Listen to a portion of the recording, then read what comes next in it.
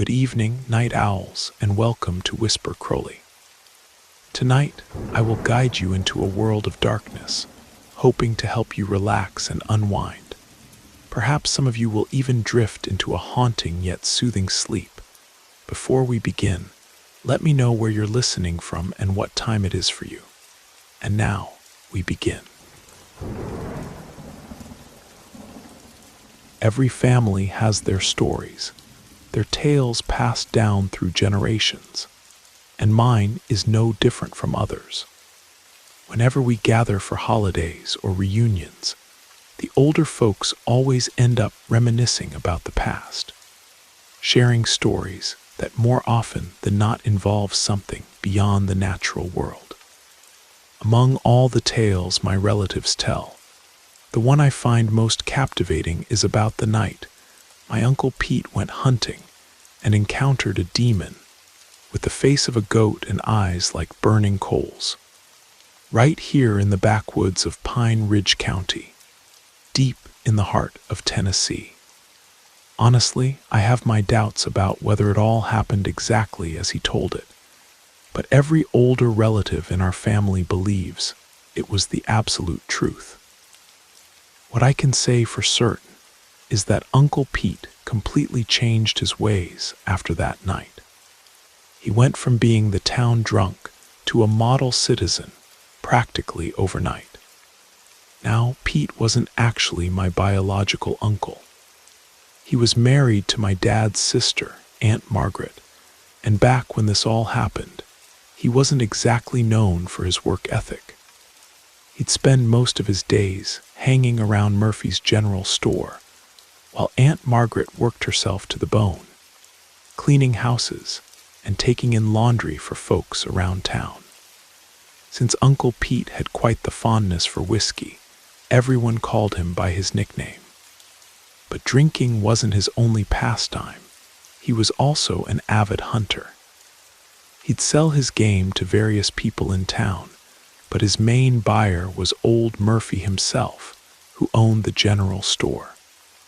Most of Pete's payment would stay right there at the store, settling his tab, while the rest came in the form of groceries that he'd take home to his family. On Fridays, he'd also help my grandfather, who was the local butcher, slaughter cattle and sell the meat at the Saturday farmers market. This arrangement provided meat for the week and helped him get by, barely scraping together enough to survive. It was Tuesday of Holy Week in 1987 when Aunt Margaret asked him over lunch if he wasn't going to buy some fish to eat on Wednesday. Since she was Catholic and traditionally didn't eat red meat from Wednesday through Friday of Holy Week. He told her he planned to go hunting that night for a deer, and with the money from selling the meat, he'd buy the fish. My aunt said he was losing his mind, wanting to hunt during those sacred days, but he brushed off her concerns entirely. "Every day's the same to me," he said with a dismissive wave. "This whole business about holy days is just something people made up. I've always hunted, and today will be just another ordinary day for me."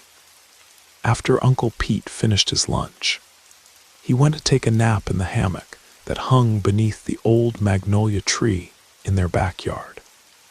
He slept through most of the afternoon, and around 5 o'clock in the evening, as twilight was settling in, he woke up, gathered his rifle, flashlight, hunting bag, water bottle, and called his 3 hunting dogs. Then he mounted his old Schwinn bicycle with the rear rack and headed out for his hunt. Before entering the woods, he stopped by my grandfather's house, where my aunt was visiting, to let them know he wouldn't be back until the early morning hours. My grandfather, Franklin, advised him against such foolishness and offered to buy the Holy Week fish himself. Even knowing he no longer needed to buy the fish, Uncle Pete insisted on hunting. He claimed he'd planted a vegetable garden and the animals had eaten everything. so he needed the money from the hunt. My grandfather asked where he planned to hunt, and Pete replied that he'd be hunting in the hills beyond Bradley's property. Off he went to hunt, and later that evening my aunt returned home. But that night, she couldn't sleep properly. She had a terrible feeling, a premonition that something awful had happened. Dawn broke and Uncle Pete hadn't returned. But around 6 in the morning, when my aunt opened the kitchen door that led to the backyard, she saw 2 of the 3 dogs that had gone hunting with Pete. She noticed both dogs looked sad and had some scratches on them. But she felt reassured, assuming my uncle had returned from the hunt and gone straight to Murphy's store to deliver his game and would be home soon. Time passed and there was still no sign of my uncle. Around 9 o'clock, Aunt Margaret lost her patience and sent my cousin Bobby, who was 12 at the time, to the store to see if Pete was there getting drunk on moonshine. Bobby didn't take long to return with the news that Murphy said he hadn't seen my uncle since the previous day. My aunt became very worried. She left Bobby in charge of the younger children and hurried to my grandfather's house. When she arrived, she told him that my uncle still hadn't returned from hunting, and she was afraid something terrible might have happened to him. My grandfather went to get his son-in-law, Uncle Manuel, who was married to Aunt Lucy, because he owned a Chevy pickup truck at the time. He also called my father, who was only 17 then, and the 3 of them set out to search for Uncle Pete. It didn't take them long to reach the area where Pete liked to hunt. They parked the truck by the roadside and entered the forest. As soon as they took their first steps into the woods, they found his bicycle leaning against a tree trunk. After finding the bicycle, they began calling out for Uncle Pete and heard a dog barking in the distance. They followed the sound and found a dead deer lying on the ground beside the trail. Further ahead, they discovered a rifle, and when they went deeper into the forest, they saw Rufus, the dog that had stayed with my uncle, lying on the ground at the base of a tree. When they looked up, they finally found Uncle Pete. He was in a state of complete shock, his clothes torn to shreds, crying hysterically. They asked him to come down from the tree, and from up there he shouted, "If I come down, the devil will kill me." Uncle Manuel immediately commented, "Well, now he's completely lost his mind. He must have brought a bottle of whiskey, drank the whole thing, and started seeing things." My grandfather told him he could come down, that there was no demon, and that it was almost noon. He reminded Pete that my aunt and his children were at home crying, thinking the worst had happened. Uncle Pete climbed down from the tree. My father and Uncle Manuel helped him while my grandfather collected the rifle, and they all returned to the truck.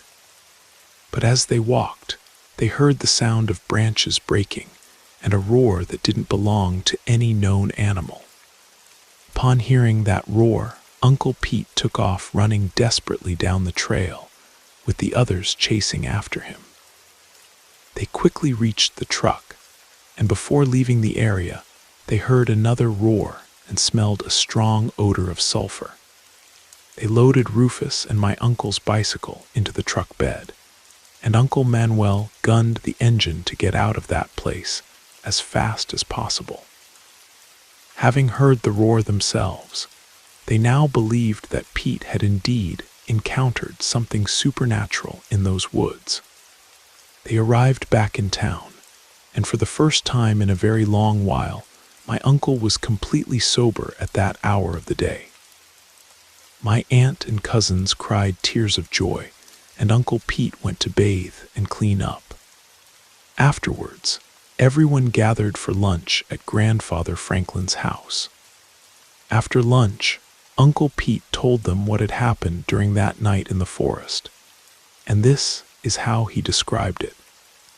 Last night, when I was on the road near the place where I usually enter to hunt, I encountered a man I'd never seen around these parts before. He had a very long white beard and wore a straw hat almost the size of an umbrella. As I passed by him, I heard him say that it wasn't good to enter the forest to hunt and that it would be better to return home. I stopped my bicycle, and when I looked back, I didn't see anyone there. I got chills all over and even thought about turning back. But since I was already at the edge of the woods, I decided to continue. The dog started whimpering and wouldn't leave my feet. Even so, I kept going deeper into the forest. After about half an hour, I heard a roar. I called the dogs and they came running. I followed them, and before long, a deer came running in my direction. I took aim and fired. It fell right in front of me, and I finished bleeding it with my knife. The animal was large, so I thought it best to return home since the hunt was already successful. I called the dogs, but I heard them pursuing another animal, so I left the dead deer by the trail and went to see what they had found. I walked a good distance and heard the dogs moving away from me. I decided to let it be and called them back. It didn't take long for all three to return, but they stayed almost underneath me, looking ahead and growling, afraid of something. My flashlight barely illuminated anything, so I couldn't see what animal was nearby or if it was a person. So I called out, "Who's there? If you're human, answer me or I'll shoot." When I said that, a demon emerged from the shadows about 20 yards from where I was standing. It had a body that resembled a goat, but its eyes looked like balls of fire, and it walked upright like a human. The creature let out a roar, and two of my dogs, Blackmouth and Maggie, took off running. Only Rufus stayed near me. I immediately fired, but it seemed like the shot didn't even faze it, and I think it actually laughed. I started running, and the creature came after me, breaking through the underbrush. It almost caught me. My salvation was Rufus, who jumped at its leg and delayed it a bit. But the thing just shook its leg and threw Rufus aside. I kept running and dropped my rifle. I already considered myself dead. The creature was right behind me and breathed on me, sending a burning sensation from my foot to my ear. Then it rammed into me, and I fell, completely disoriented. I closed my eyes so I wouldn't have to see the face of that demon. Then the man I had encountered at the entrance appeared between me and the demon and said, "Run, you stubborn fool, and climb a tree, or it will kill you." I quickly climbed an oak tree and stayed up there very quietly. But it didn't take long for the demon to find me up there. It circled around the tree, roaring and snorting, while I sat up there regretting every bad thing I'd ever done, especially to Margaret and my children. But I made a promise that if I got out of there alive, I would never again kill an animal in these woods and would never touch alcohol again. The night seemed to last forever. I was afraid to sleep and fall from up there, allowing the demon to attack me. I don't know why, but it didn't kill my dog. I think it only wanted me. When day broke, I was still afraid it might be lurking nearby, just waiting for me to come down. And I was right, because you all heard the creature's roars. If I'm alive now, I thank God and the man who saved me. I think he must be some forest spirit who decided to help me. Whether all of that was real or just my uncle's hallucination, I can't say for certain. But I know that my father, grandfather, and Uncle Manuel really did hear a roar that day. In any case, Uncle Pete kept the promise he made to God. Unfortunately, He died a few years later due to other health problems, but from that day forward until he passed away, he never put a single drop of alcohol to his lips. He started working to support his family and gave up hunting completely. That was the story my uncle told me on a quiet evening many years ago. And to this day, I still wonder what really happened in those Tennessee woods.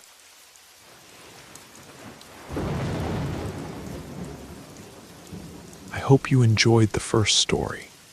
If you did, don't forget to leave a like. But if I didn't do my job well, feel free to give it a thumbs down. Either way, drop a comment and let us know where you're listening from and what time it is for you. Now, let's continue. My name is Sarah, and I live in the rural mountains of North Carolina with my parents and my grandfather Henry. The story I'm about to tell happened to my grandfather when he was around 20 years old. Today he's 75, a widower since my grandmother passed away, and a very calm person, though filled with knowledge and deep-rooted beliefs about the supernatural. Grandpa has a rather peculiar scar on his face. I asked him to tell me how he got it, and this was exactly how he told me his story. When I was young, around 19 or 20 years old, I was a somewhat stubborn young man who didn't pay much attention to what my parents told me about the things they believed in. In the region where we lived, there was great respect among the residents for the Lenten season. Many things had to be respected during that time. We weren't supposed to go out at night, eat meat, drink alcohol, and things of that nature, especially on Fridays. I always thought all of that was complete nonsense. Just old-fashioned ideas that people told their children to make them obedient and keep them home doing what their parents wanted. One Friday afternoon during Lent, I received an invitation from a friend who was throwing a small party at his house. He wanted to introduce me to his cousin who had recently arrived in our small town from back east. I, of course, eagerly accepted the invitation. I went home, took a bath, put on cologne, and dressed in my best clothes to go out. While I was getting ready, my mother came to ask what I was doing, and I told her I was going to my friend's house, but wouldn't be returning very late. Mom asked me not to go. She said it wasn't a day for parties since we were in the middle of Lent on a Friday, and it wasn't safe to be out and about, much less for celebrating. I told her not to worry, that all of this was nothing more than foolish superstition, and that nothing would happen. Everything would be fine because I wouldn't even be out that long. She protested, but I went anyway. I arrived at my friend's house, and the party was quite lively. There was drinking, food, and they were even serving meat. My friend also didn't believe in these Lenten traditions and didn't take any of it seriously, so we had a great time. The cousin my friend wanted to introduce me to was named Grace. She was a beautiful young woman with hazel eyes and lovely auburn hair, a sweet smile, very charming. I became so enchanted with Grace that I lost track of time completely, and when I finally realized it, it was already 8 o'clock at night. It was quite dark, and I needed to get home. My friend invited me to stay the night since it was already dark, and the walk to my house was quite a distance. However, I declined the invitation. It wouldn't take me more than 45 minutes to get home, and I didn't want to worry my mother any more than necessary. Back then, we didn't have ways to communicate like we do today, and I knew that if I didn't return home, Mom would be extremely worried. Despite my stubbornness, I always loved my mother dearly. She was always affectionate and caring with me, so I didn't like to worry her. I took the path home after saying goodbye to Grace and promising I would return soon to see her. Everything went smoothly for the first 20 minutes of my walk. The road was quite quiet, with houses spaced far apart from each other, and the stretch I would take next was through a wooded area that I was well accustomed to walking through every day. After walking a bit on this trail, I began to hear a noise. It sounded like an animal galloping. At first, it seemed like something that was far away, but it began to get louder, as if it were approaching me. I stopped and looked around, but there was nothing there. There was no sign of any animal, no light, nothing, just the sound.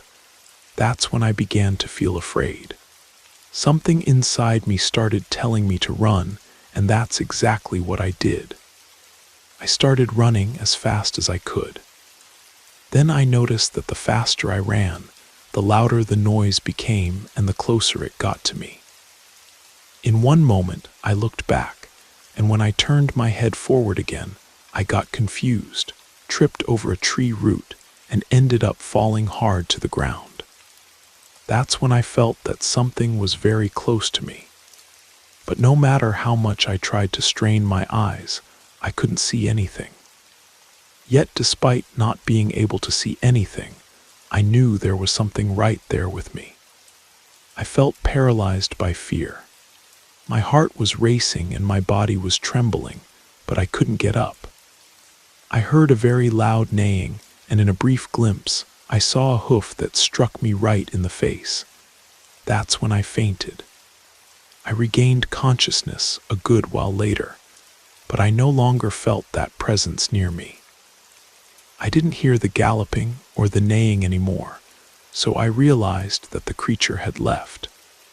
I got up and felt my body was a bit sore from the fall, and something was burning slightly on my face, but I didn't stop to think much about it. I didn't know if the creature might return, and as quickly as possible, I set out running toward my house. When I arrived home, my mother was waiting for me at the door.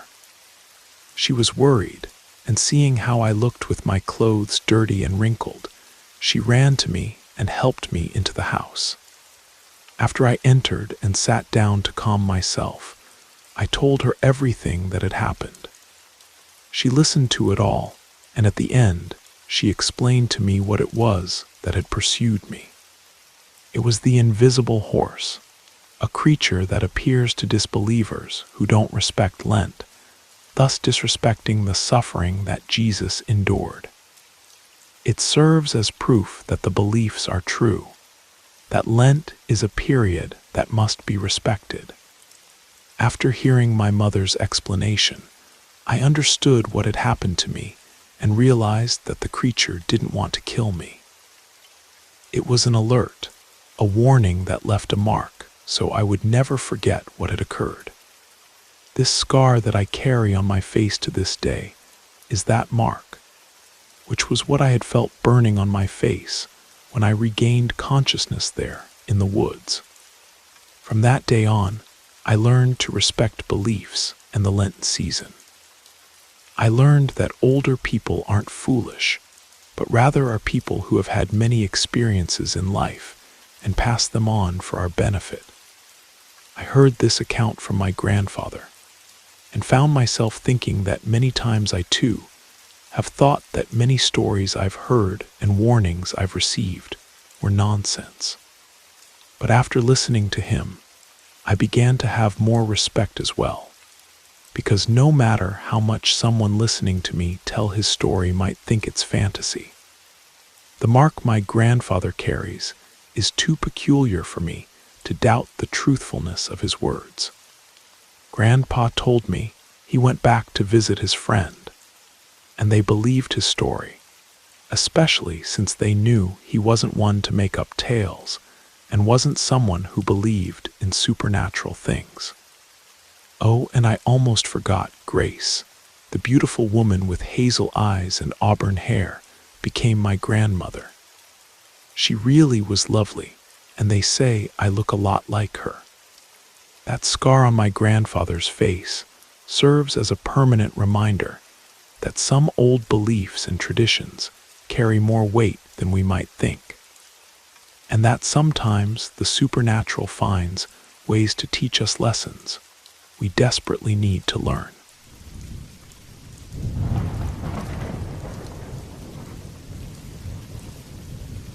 Good evening. My name is Samuel Cross, and I'm the grandson of Jeremiah Cross, a man who spent most of his life on an isolated homestead in the remote hollows of eastern Kentucky, back in the 1920s and 30s.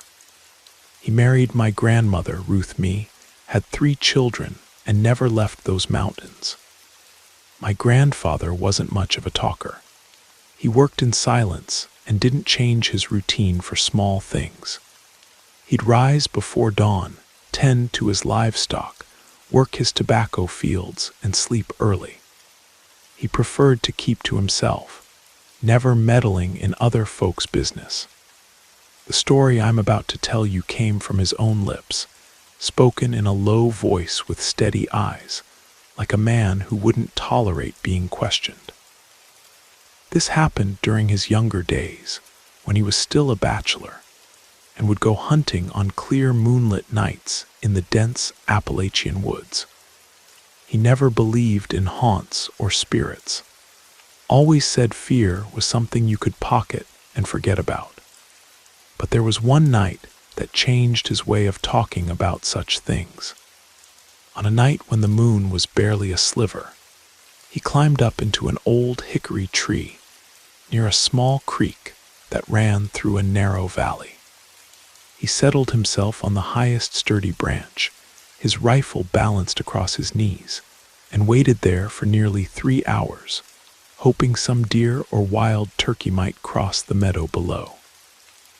Suddenly, he heard a soft sound, like dry leaves being dragged across the forest floor. He cocked his rifle, but couldn't spot anything ordinary moving in the darkness. After a while, he kept watching. That's when he saw something he never forgot for the rest of his days. From the shadows emerged the silhouette of a small creature. It had a strong, strange body, hair that seemed wild and matted, and feet that were turned completely backwards, walking only on the soles. The creature lifted its small, wide eyes and let out a low, raspy chuckle. My grandfather didn't pull the trigger. He stayed frozen, every nerve tense. The beast remained there for several seconds, measuring his every move. Then it took a short leap and vanished into the thicket, disappearing without seeming to touch the ground. He stayed up there with his heart pounding, not knowing what to think. He climbed down before sunrise, walked back to his cabin without looking over his shoulder, and swore he'd never return to that hickory tree. He told me this story when I was about 15 years old. He didn't tell it with a smile or making light of it. In his typical way, he sat by the wood stove, looking down at the floor as if he could see it all happening again. After that night in the tree, I never went back to that part of the woods, he said. I didn't tell anyone, not even your grandmother, but that thing gave me a tightness in my chest. He spent the next couple of days quiet, working, but with his mind elsewhere.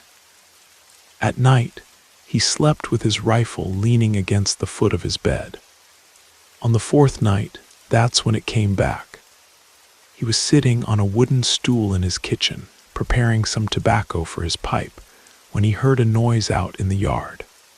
It wasn't an animal, it was light footsteps. Unhurried, he blew out his oil lamp and sat still, just listening. It sounded like someone was walking around his cabin, stopping here and there for no reason, then walking again, very slowly. He went to the front window, opened it just a crack with one finger. He couldn't see anything, but the sound was everywhere, dry steps breaking twigs and crushing leaves. but he said it wasn't normal walking. It seemed to step forward and backwards at the same time. I know the sound of a raccoon, a possum, even a black bear, he said without raising his voice.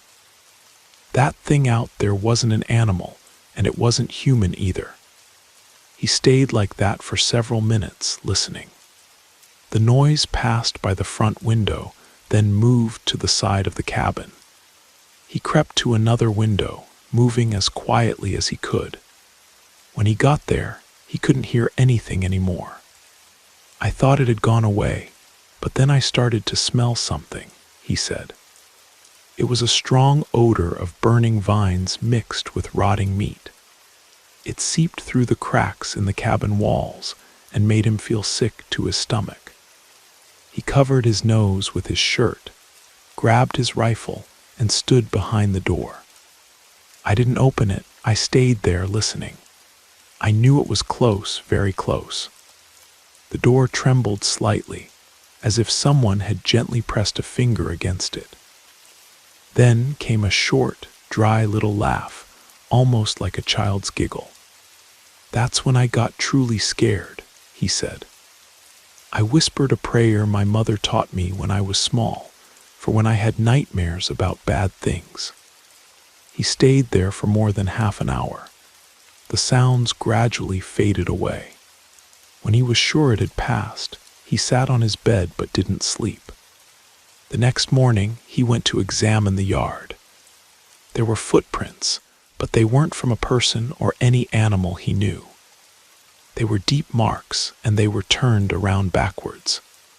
He called Ruth me over and said, "Pack some clothes for you and the children. Go stay with your sister for a few days." She asked why, but he didn't explain. He just said he was going to stay at the homestead to take care of some business. She knew not to argue with him when he got that tone. She gathered the children and started packing their things. When it was time to leave, she tried once more. "Jeremiah, you're acting strange. Tell me what's happening." And he answered with a firm voice, "It's nothing for you to understand, and nothing for the children either. Go. When it's time to come back, I'll send word." She loaded the children into their wagon and drove down to the main road where her brother-in-law would pick them up. When the dust settled behind them around the bend, he was alone. He went back to the cabin, closed every window, put the heavy bar across the front door, and gathered only what he needed. The oil lamp, his rifle, ammunition, and such things. He didn't go out to work his fields that day or tend to his pigs. He stayed inside the cabin, waiting for time to pass. The sun went down slowly. As evening approached, he got up and went to the door. When full darkness settled in, he heard the noise coming from the back of the yard, light, dragging steps, like someone walking backwards. This time, he didn't hide. He left the cabin with his rifle under his arm without the lamp. The thin moon gave enough light. In the middle of the yard, standing near the split-rail fence, there it was. Small, with its feet turned backwards and eyes that glowed like two burning coals. They stared at each other for a while. It was the creature who spoke first, with a thin, drawn-out voice. "Mister, you got some tobacco for me. Just a little tobacco." My grandfather took a step forward, calm. He scratched his chin like a man thinking. He didn't have any tobacco, he'd run out. So he answered, "Well now, little fellow, I don't have any tobacco on me. With all this commotion, I haven't even been to the general store. But I got some chickens out back if you want one of those." The creature tilted its head to the side. "That's a shame, because if you don't give me tobacco, I'm gonna eat your heart." That's when the fear really hit him. He knew you don't mess around with forest spirits. He tried to buy some time. "Now hold on there, little fellow. Maybe I can find something here. Just give me a minute." He didn't have anything, but then it seemed like Providence helped him. He got an idea and said to the creature, "Tobacco I don't have, but I got something here that's even stronger." Then he slowly raised the barrel of his rifle, brought it up to the creature's mouth, and said, "Try this one. It's the good stuff, you can trust me on that." So my grandfather put the barrel right up to the thing's mouth and pulled the trigger. The gunpowder cracked sharp in the darkness. Thick smoke rose up, spreading its strong smell through the air. When the smoke cleared, the creature was still standing there. Not fallen, just standing there looking at him with its face blackened and its eyes blinking slowly. Then it gave a short little laugh and seemed to enjoy either the smoke or the taste of the gunpowder. It turned its back. Its feet stepped on the ground without leaving any trace, and it disappeared into the woods without another word. It never appeared in those parts again. My grandfather never saw it again. He doesn't know how he came up with that idea, but he gives all the credit to divine providence. He even had a small chapel built afterwards to give thanks. Well, I know this is an unusual account. My grandfather was a storyteller. He told many tales, and I'll be honest, there were some that my grandmother later said weren't entirely true. But this one, she confirms he really did send her to stay with relatives, and said there were strange footprints on the property. Whether he made them himself, she doesn't know.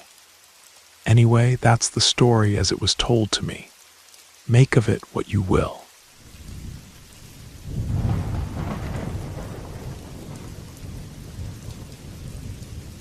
This happened 42 years ago, back in 1983. I was Father Marcus then, assigned to a remote mission in the Louisiana Bayou country. The Archbishop had sent us 3 priests, myself, Father John, and Father Anthony, to investigate reports of something unholy terrorizing the communities along Bayou La Forge. The letter from the diocese still haunts me. Father Marcus, it read, "We have received numerous complaints about a creature of diabolic appearance, unlike anything documented in our records. After consulting with the Vatican's Special Commission, you have been selected to address this matter.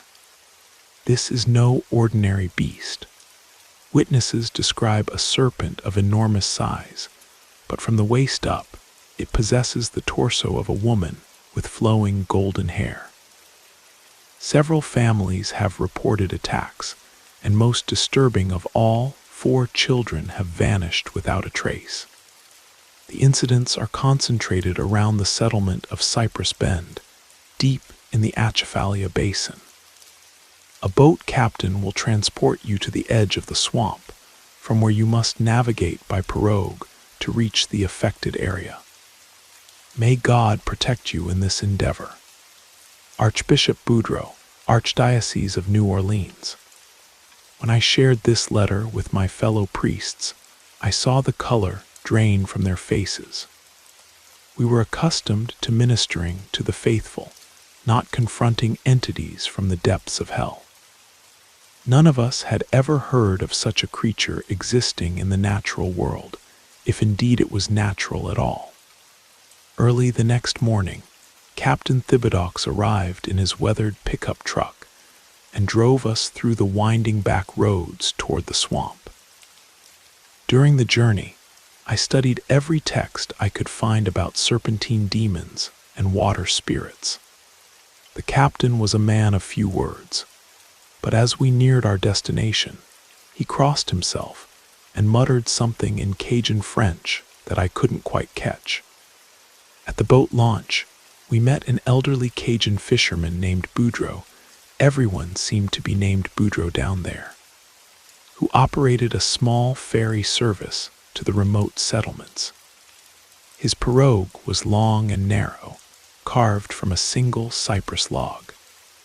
As we poled through the murky waters, Spanish moss hanging like funeral shrouds from the ancient trees.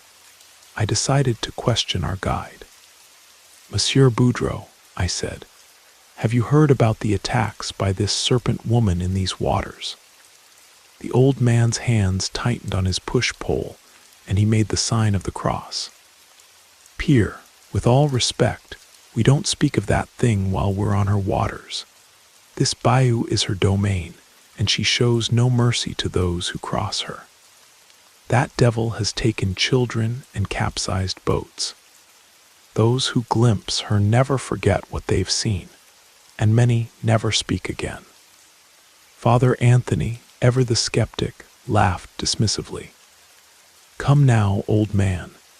These swamps are full of creatures that could harm a person: alligators, cottonmouths, garfish. There are natural explanations for what people think they've seen." But Boudreau shook his grizzled head. "Non, mon Pierre. I've lived on this bayou for 73 years. I know every creature that swims, crawls, or flies in these waters. What took those children ain't no natural thing. The gators, they leave bones. The snakes, they don't hunt children in their beds. This thing is something else entirely."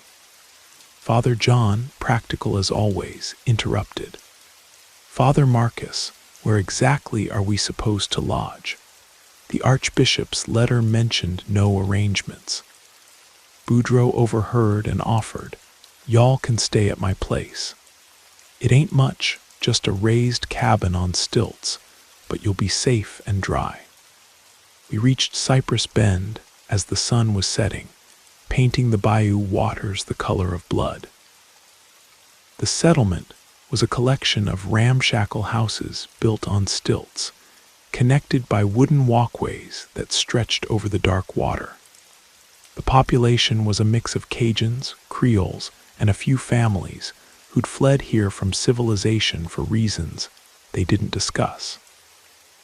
Everyone lived close to the water, as it was their highway, their workplace, and their source of sustenance. Boudreau's cabin was simple but clean. His wife, Marie, welcomed us with genuine warmth despite the circumstances. She'd prepared a supper of fresh catfish, dirty rice, and cornbread. Before we sat down to eat, she looked at us with worried eyes. "Y'all came about that serpent woman, didn't you?" When we confirmed this, old Boudreau nodded toward a small shack at the far end of the settlement. "Y'all need to talk to Tante Celeste. She's a root doctor, knows the old ways.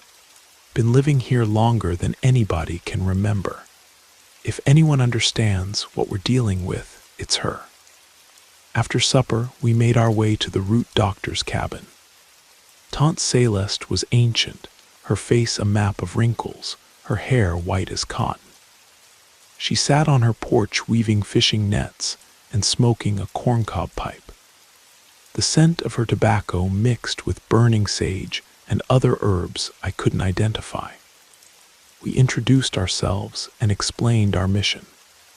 She listened without interruption, then asked for our blessing before she began her tale. "Fathers, I've been living in this swamp for nigh on 90 years. Came here as a young woman to escape troubles up in Mississippi. For most of that time, these waters been peaceful, even if they ain't always been kind. But about 6 months ago, the troubles started. First victim was young Tommy Boudreau. You know how everyone's named Boudreau round here. He was running his trot lines before dawn when he heard whistling coming across the water. Not bird whistling, mind you, but human whistling, sweet and sad like a lullaby. Then he heard it again, closer this time. On the third whistle, something big as a telephone pole wrapped around his pirogue and started pulling it under. Tommy, he fell into the water, and that's when he saw her clear as day. Beautiful woman from the waist up, with hair like spun gold and skin white as magnolia blossoms. But below the waterline, she was all serpent scales black as midnight, and thick as a man's thigh. She reached for him with hands that ended in claws, but Tommy, he remembered the gree-gree bag his grandmere had given him. Had some blessed salt and iron filings in it. Soon as she touched it, she screamed like a banshee and disappeared under the water. Tommy made it to shore, but he was never the same. Took sick with fever and nightmares, wouldn't go near the water for weeks. Then came the first death. Little Susie Thibodeaux, only 7 years old, was playing on the dock behind her house when her mama heard that same whistling. By the time she ran outside, the child was gone. But Mrs. Thibodeaux, she saw the serpent woman's head rise up out of the water, smiling like the devil himself, holding that poor baby above the surface for just a moment before pulling her down into the depths. Next was baby Paul, just 8 months old. His mama had hung his cradle on the screened porch to catch the evening breeze. Parents were inside eating supper when they heard the child crying. By the time they reached the porch, all they saw was that golden head disappearing under the dock with their baby. 2 more children vanished after that. The whole settlement's been living in terror ever since. I thanked Tante Celeste for the information and purchased one of her hand-woven nets. My fellow priests looked puzzled by the transaction, but I simply told them they'd understand later. Back at Boudreaux's cabin, Marie had prepared beds for us, hammocks strung up in the main room. Before retiring, I excused myself and walked to the edge of the dock. Taking a vial of holy water from my satchel, I blessed the dark bayou waters and offered a prayer for protection. Then we all said evening prayers together and settled in for the night. Around 3 in the morning, we were awakened by that haunting whistle echoing across the water, followed by screams and the sound of something large thrashing in the bayou. Despite the protests of our hosts, who feared for our lives, we rushed to the dock to investigate. There, illuminated by the full moon, we saw her. The serpent woman rose from the water like a nightmare made flesh. Her human torso was pale and beautiful, but her eyes glowed with an unholy light. Below the waterline, her massive serpentine body coiled and writhed, easily 30 feet long and thick as an oak tree. Water cascaded from her golden hair as she turned those burning eyes toward us. Father John immediately raised his crucifix and declared, "By the power of Christ, I command you to depart, demon." The creature's eyes flared like torches, and she let out a shriek that shattered windows in nearby cabins. Then she vanished beneath the surface, leaving only ripples and the acrid smell of sulfur.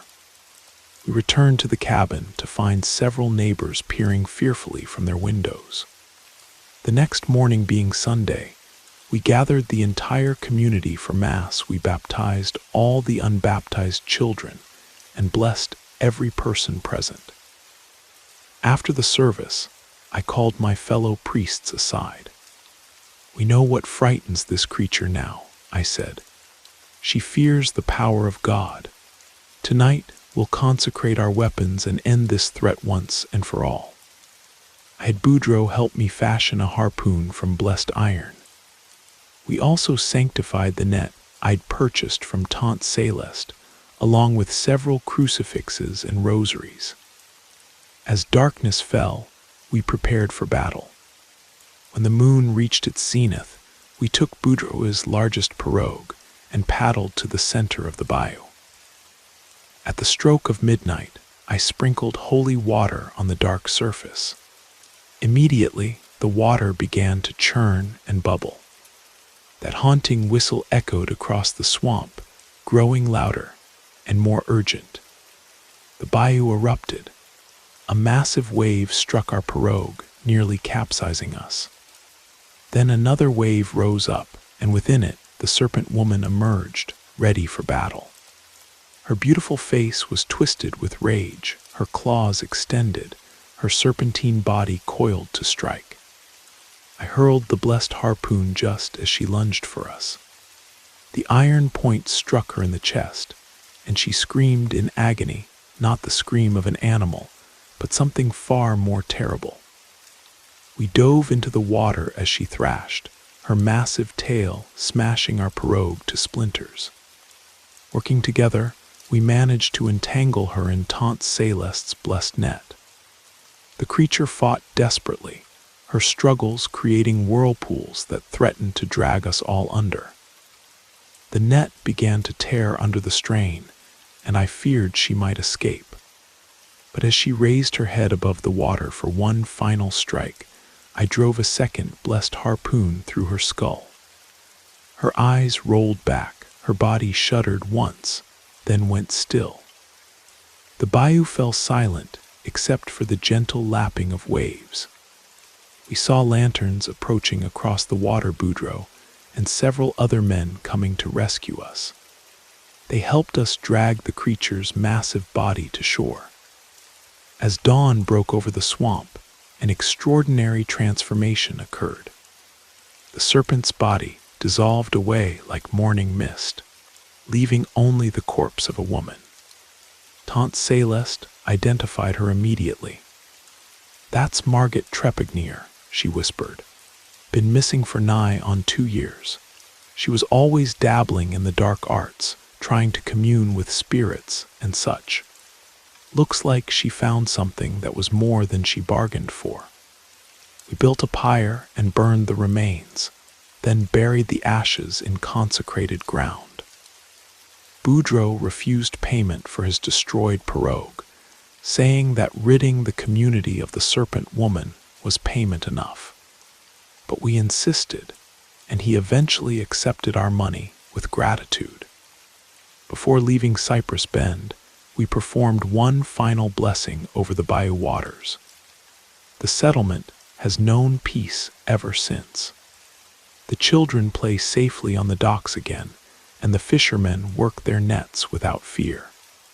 But sometimes, on still nights when the moon is dark, the older residents claim they can still hear faint whistling carried on the evening breeze. A reminder that some evils, once awakened, leave echoes that linger long after they've been defeated.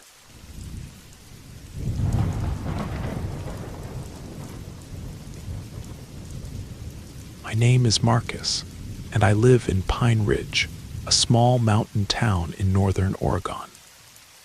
Even today, our neighborhood feels more like wilderness than suburbia. The only difference is that now I live closer to the town center than I did 25 years ago, when everything I'm about to tell you happened. Back then, my family, my father, mother, younger brother Danny, and I lived in a remote area called Timber Creek. The place was surrounded by dense forest and steep hills, home to deer, elk, black bears, cougars, and all sorts of Pacific Northwest wildlife that would occasionally wander into our yard. Nothing too dangerous, usually, but the isolation made every sound in the night seem amplified and threatening. The nights in that place were terrifying because of the complete absence of streetlights. Dirt roads that ended abruptly at the tree line, and beyond that, God only knew what lurked in the darkness of those ancient Douglas firs. I constantly heard stories from neighbors about being stalked by large animals, seeing strange lights in the forest, and other typical rural folklore, the kind of tales you hear in isolated communities everywhere.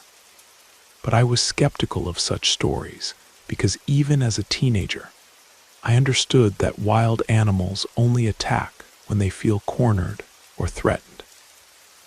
As for supernatural occurrences, I'd never seen proof of anything beyond the natural world.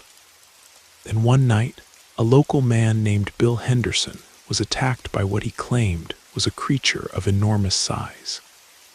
He survived, but he was badly mauled, deep claw marks across his back, and bite wounds on his arms and legs. Bill swore up and down that he'd been attacked by a werewolf. Most people laughed at him, but he never wavered in his story, despite the ridicule. Around the same time, several families of drifters had arrived in the area. They were squatters, really, setting up camps on abandoned property deeper in the woods. Nobody knew much about them, and they kept to themselves. Coincidentally or not, that's when livestock started disappearing from the established homesteads. Sometimes the animals were found dead and partially eaten, but more often, they simply vanished without a trace. The local residents formed an informal group that met monthly to discuss community issues, and these disappearances were keeping everyone awake at night. Many families depended on their animals for survival. The situation escalated when someone found a calf that had been completely torn apart. The brutality of the attack convinced everyone that a large predator was responsible, probably a cougar or black bear. The men organized hunting parties, dividing into groups of 3 and taking turns patrolling different areas each night. After 2 weeks of searching, they managed to kill a large cougar and paraded the carcass through the community to prove they'd solved the problem. I lost interest in the whole affair after that, assuming the threat was over. Around that time, my father's friend got me a job at the newspaper stand in downtown Pine Ridge, near the Greyhound station. I jumped at the opportunity because Dad was the only one bringing in money, and we needed the extra income. But the job came with a price. My greatest fear would be tested every single day. I had to leave home at 4 in the morning to receive the newspaper deliveries and prepare them for sale. At that hour, the world was still pitch black, and I'd have to walk that dark forest road alone. I wasn't afraid of supernatural threats, but several people had been robbed on that road, and I was terrified of becoming a victim myself. The first day was the worst. Every sound from the woods sent me running, though it usually turned out to be nothing more than deer or elk moving through the underbrush. On the bright side, all that running meant I arrived at work well ahead of schedule. Sitting in the newspaper stand before dawn, I'd read the local headlines. That morning, the Pine Ridge Gazette reported that livestock thefts had resumed, and that authorities suspected organized thieves rather than wild animals. The news rekindled my anxiety about walking that lonely road. I didn't want to bother my father by asking for rides. He worked long hours and needed his sleep. I had to face my fears alone. One morning, I heard a sound I'd never encountered before, and it froze me in the middle of that dark road. I couldn't determine which direction it came from, but I knew instinctively that I shouldn't investigate. It was a howl, deep, guttural, and filled with what sounded like anguish. Not the cry of any animal I recognized, but something much larger and more intelligent. Terrified, I ran toward town as fast as my legs could carry me. As I ran, I heard something crashing through the forest beside the road, keeping pace with me. It moved like a man running upright, but the sounds it made were definitely not human growls and snarls that made my blood run cold. After several hundred yards, the sound stopped. Whatever had been following me had given up the chase. When I got home that evening, I told my father everything that had happened. Dad listened quietly, then got up and disappeared into his bedroom. He returned carrying a wrapped bundle and placed it in my hands. "Son," he said, "you're almost a man now. It's time you learned to protect yourself. This hunting knife belonged to your great-grandfather. It's yours now. Use it wisely. If anyone or anything tries to harm you, aim for the ribs. Never show fear, but never lose respect for what you're facing either." His words puzzled me. Anyone or anything, did Dad know something he wasn't telling me? I never asked, but at least I felt more secure having a weapon to defend myself. The next morning passed without incident, and I was almost disappointed. I'd grown accustomed to the darkness and felt confident with the knife at my side. I was actually looking forward to the chance to prove myself. That same day, my boss told me I'd be working late, until 6 o'clock, when darkness was beginning to fall. On my way home, as I reached the straight stretch of road through the deepest part of the forest, I heard the wind picking up and the tall pines swaying overhead. I'd walked about 500 yards when I started hearing footsteps in the woods, someone or something moving parallel to the road and keeping pace with me. I stopped and listened carefully, making sure my ears weren't playing tricks on me and that it wasn't just the wind in the trees. There was no doubt something was definitely following me. I called out, "I'm armed. You'd better leave me alone." The only response was the continued rustling of branches, and then a low growl that raised the hair on the back of my neck. My eyes, adapted to the dim light of dusk, began to make out a large silhouette at the edge of the tree line. Something huge and strange was gradually revealing itself, moving closer to the road. Its breathing was labored, like someone with severe asthma or bronchitis. To me, it looked like a man because it stood upright, but there was something fundamentally wrong about its proportions. "What do you want from me?" I shouted. The creature dropped to all fours and began approaching, moving with predatory grace. As it drew closer, I could see its eyes. They reflected the faint moonlight like mirrors, brighter than anything I'd ever seen. I drew my great-grandfather's knife from its sheath, and the creature stopped abruptly. It stared directly at the blade in my hand, seemed to growl or rumble deep in its chest, then turned and leaped back into the forest with impossible speed. I heard it crashing through the underbrush as it retreated deeper into the woods. I ran home as fast as I could.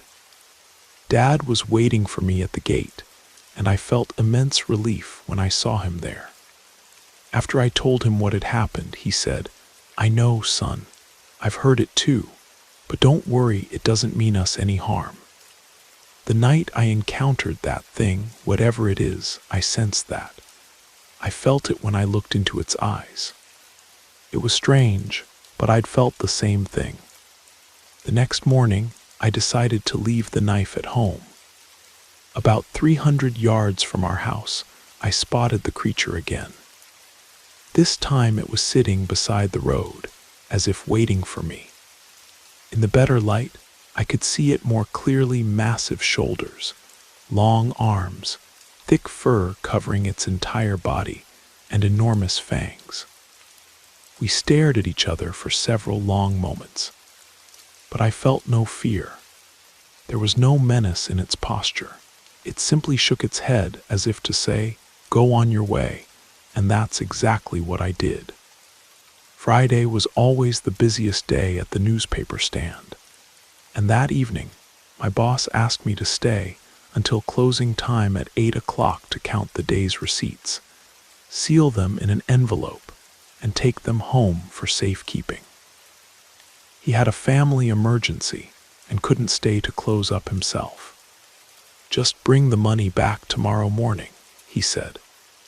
I agreed without hesitation. Several customers were browsing the magazines and newspapers when he gave me these instructions, but I didn't think anything of it at the time. As planned, I counted the cash, sealed it in an envelope, wrote the total on the outside, and left for home. It was nearly 7:30, and full darkness had fallen by the time I reached that lonely forest road.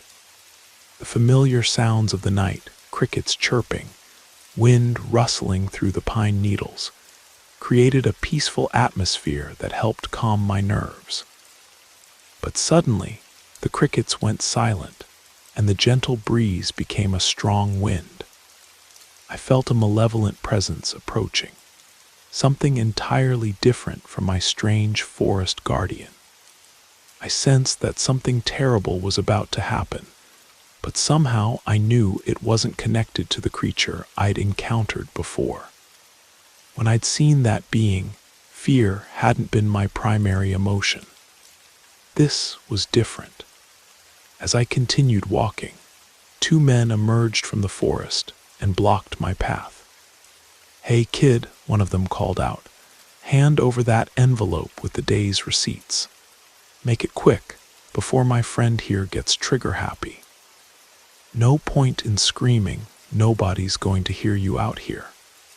I recognized one of them immediately. He'd been in the newspaper stand earlier when my boss was giving me the closing instructions. He'd overheard everything. "Sir," I pleaded, "this isn't my money. It belongs to my employer. If you take it, I'll lose my job, and I won't be able to help support my family anymore." "That's not my problem, kid," he snarled. "Hand over the envelope before I fill you full of bullets." Desperately, I called out for my father, hoping against hope that he might hear me. The two men just laughed. "You're just making me angrier," the armed man said. "Want to play hero? Fine. I'll teach you a lesson right here." When he pressed the gun to my head and cocked the hammer, I quickly pulled the envelope from my pocket and handed it over. I dropped to my knees in the muddy road and began to cry, overwhelmed by my failure to protect my boss's money.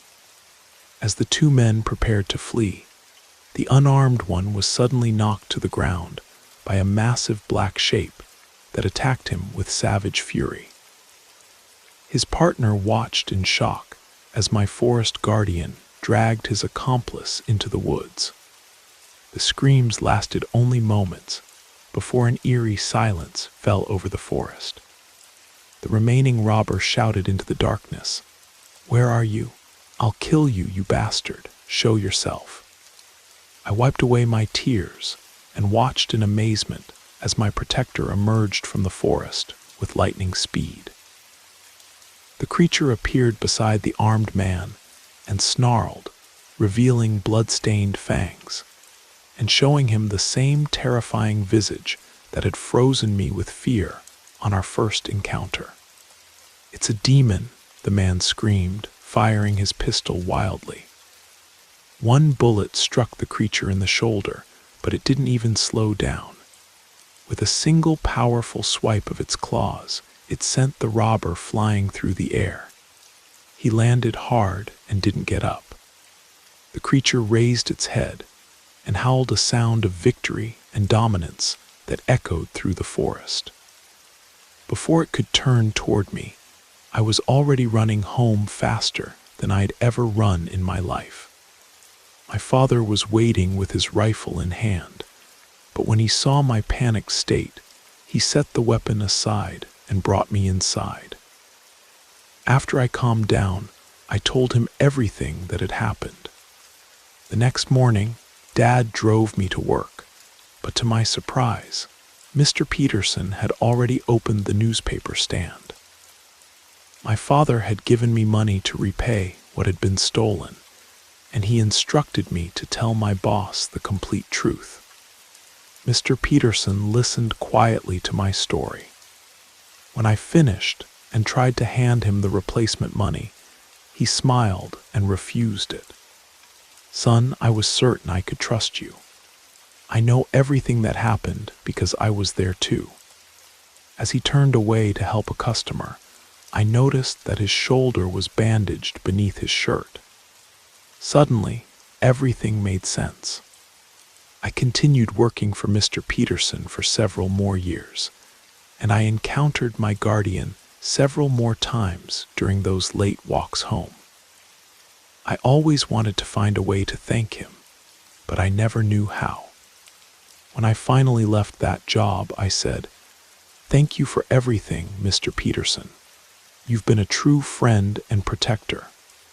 The events of that night taught me that sometimes our greatest protectors come in forms we least expect, and that courage isn't the absence of fear. It's the willingness to do what's right despite being afraid.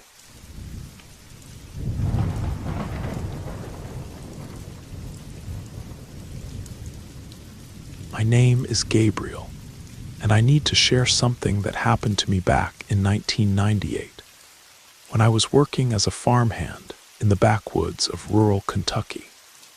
I was clearing brush and fallen timber for Old Man Henderson, who owned about 300 acres of rough mountain land that hadn't been touched in decades.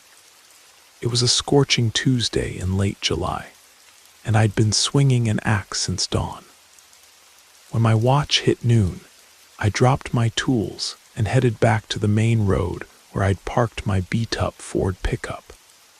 The normal route back to Henderson's farmhouse was a winding dirt road that snaked around the mountain for nearly 2 miles, which would take me at least 25 minutes of careful driving on those rutted paths. But there was a shortcut, an old logging trail that cut straight through the heart of the woods.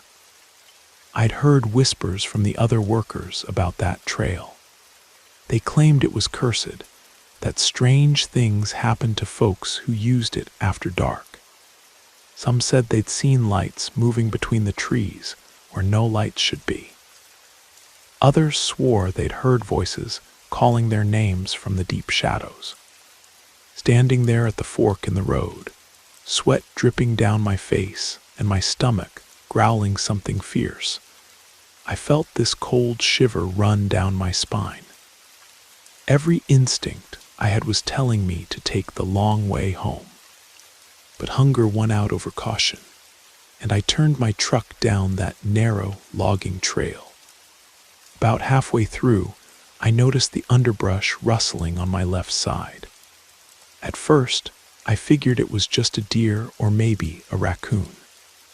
The woods were full of wildlife, but then I caught sight of something black moving deeper in the shadows. I stopped the truck and got out to investigate, thinking maybe it was someone's lost dog. I pushed through the thick brambles and ferns, following the movement. But when I reached the spot where I'd seen the rustling, there was nothing there, just silence, and the smell of damp earth and rotting leaves. That's when I heard a soft mewing behind me. I turned around, and there was this black cat sitting perfectly still on a fallen log, staring right at me with these bright yellow eyes. It was the most beautiful cat I'd ever seen, sleek black fur that seemed to shimmer even in the dim forest light, and those eyes that seemed almost human in their intelligence. The cat didn't run when I approached. Instead, it seemed to welcome my touch, purring loudly as I scratched behind its ears. I couldn't just leave it there in the woods, so I scooped it up and carried it back to my truck. When I got home to our little trailer on the outskirts of Hazleton, I called out to my wife Sarah. "Honey, look what I found in the woods today." I held up the cat, expecting her to be delighted. Sarah loved animals. We already had 2 barn cats and an old hound dog named Blue. But Sarah's reaction wasn't what I expected. She took a step back, her face going pale. "Where exactly did you find it, Gabe?" "On that old logging trail that cuts through Henderson's property. Poor thing was all alone out there." Sarah bit her lip, the way she always did when she was worried. "Maybe we should put up some flyers, see if anyone's missing a cat." Look at him, Sarah. He's skin and bones. Nobody's been taking care of this little guy. I set the cat down on our kitchen linoleum, and it immediately began exploring, sniffing at the corners and rubbing against the cabinet doors. I was thinking we could call him Shadow. That first night, Shadow seemed to settle in just fine. He ate the food we put out, used the makeshift litter box Sarah set up, and even slept curled up on the foot of our bed. But the next morning, when I left for work before sunrise, I noticed Sarah watching the cat with this strange expression on her face. "You sure you're okay with keeping him?" I asked, pulling on my work boots. "Of course," she said, but her voice sounded strained. "I'll take good care of him while you're gone." When I came home for lunch that day, Shadow was waiting for me at the door, weaving around my legs and purring. But he looked thinner than he had the night before. "Did you feed him this morning?" I asked Sarah. She nodded quickly, not meeting my eyes. "Fed him twice, actually. He seemed hungry." But something felt off. When I put fresh food in Shadow's bowl, he attacked it like he was starving. I watched Sarah's face carefully as the cat ate, and I saw something there: fear, maybe, or guilt. That evening I asked her directly, "Sarah, what's going on with the cat? And don't lie to me." Her hands were shaking as she set down her coffee cup. "I did feed him, Gabe. I swear I did. But he wouldn't eat anything I gave him. It was like he was rejecting everything I offered." "That doesn't make sense." "I know it doesn't, but I'm telling you the truth. He'd sniff the food, look at me with those yellow eyes, and walk away. I tried different brands, even gave him some of that expensive wet food from the store in town. Nothing worked. I felt my temper rising. We didn't have money to waste on cat food that wasn't being eaten. If you can't take care of one simple cat— "Gabe, please, I'm trying. There's something not right about this animal." But I wouldn't listen. For the next few days, the same pattern repeated itself. Every morning I'd leave for work, and every evening I'd come home to find Shadow looking gaunt and hungry. Sarah insisted she was feeding him, but her explanations became more frantic and less believable. My anger grew with each passing day. I started yelling at Sarah, accusing her of lying, of being too lazy or incompetent to care for one small cat. Our fights became louder and more frequent. The stress was eating away at both of us, but I was too proud and stubborn to admit that maybe, just maybe, Sarah was telling the truth. On the 7th day after I'd found Shadow, everything in our lives began to fall apart. I got to work that morning to find Henderson waiting for me with a pink slip. "Budget cuts," he said. "Had to let me go, just like that, after 3 years of steady work." I drove home in a daze, wondering how I was going to tell Sarah. We were already behind on the trailer payment, and now we had no income at all. When I walked through the door, Shadow was there as always, winding around my legs like he was genuinely happy to see me. But Sarah was nowhere to be found. I found her in the bedroom, sitting on the edge of our bed with her head in her hands. "Lost my job," I said without preamble. She looked up at me, and I saw that she'd been crying.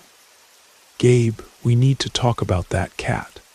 "Not now, Sarah. I've got bigger problems." "This is connected. Everything started going wrong after you brought him home. The fights, the broken dishes, the way food spoils overnight in our fridge, and there's something else." She stood up, wrapping her arms around herself. "I think I've been seeing things. Shadows moving when they shouldn't. Hearing voices when you're not here."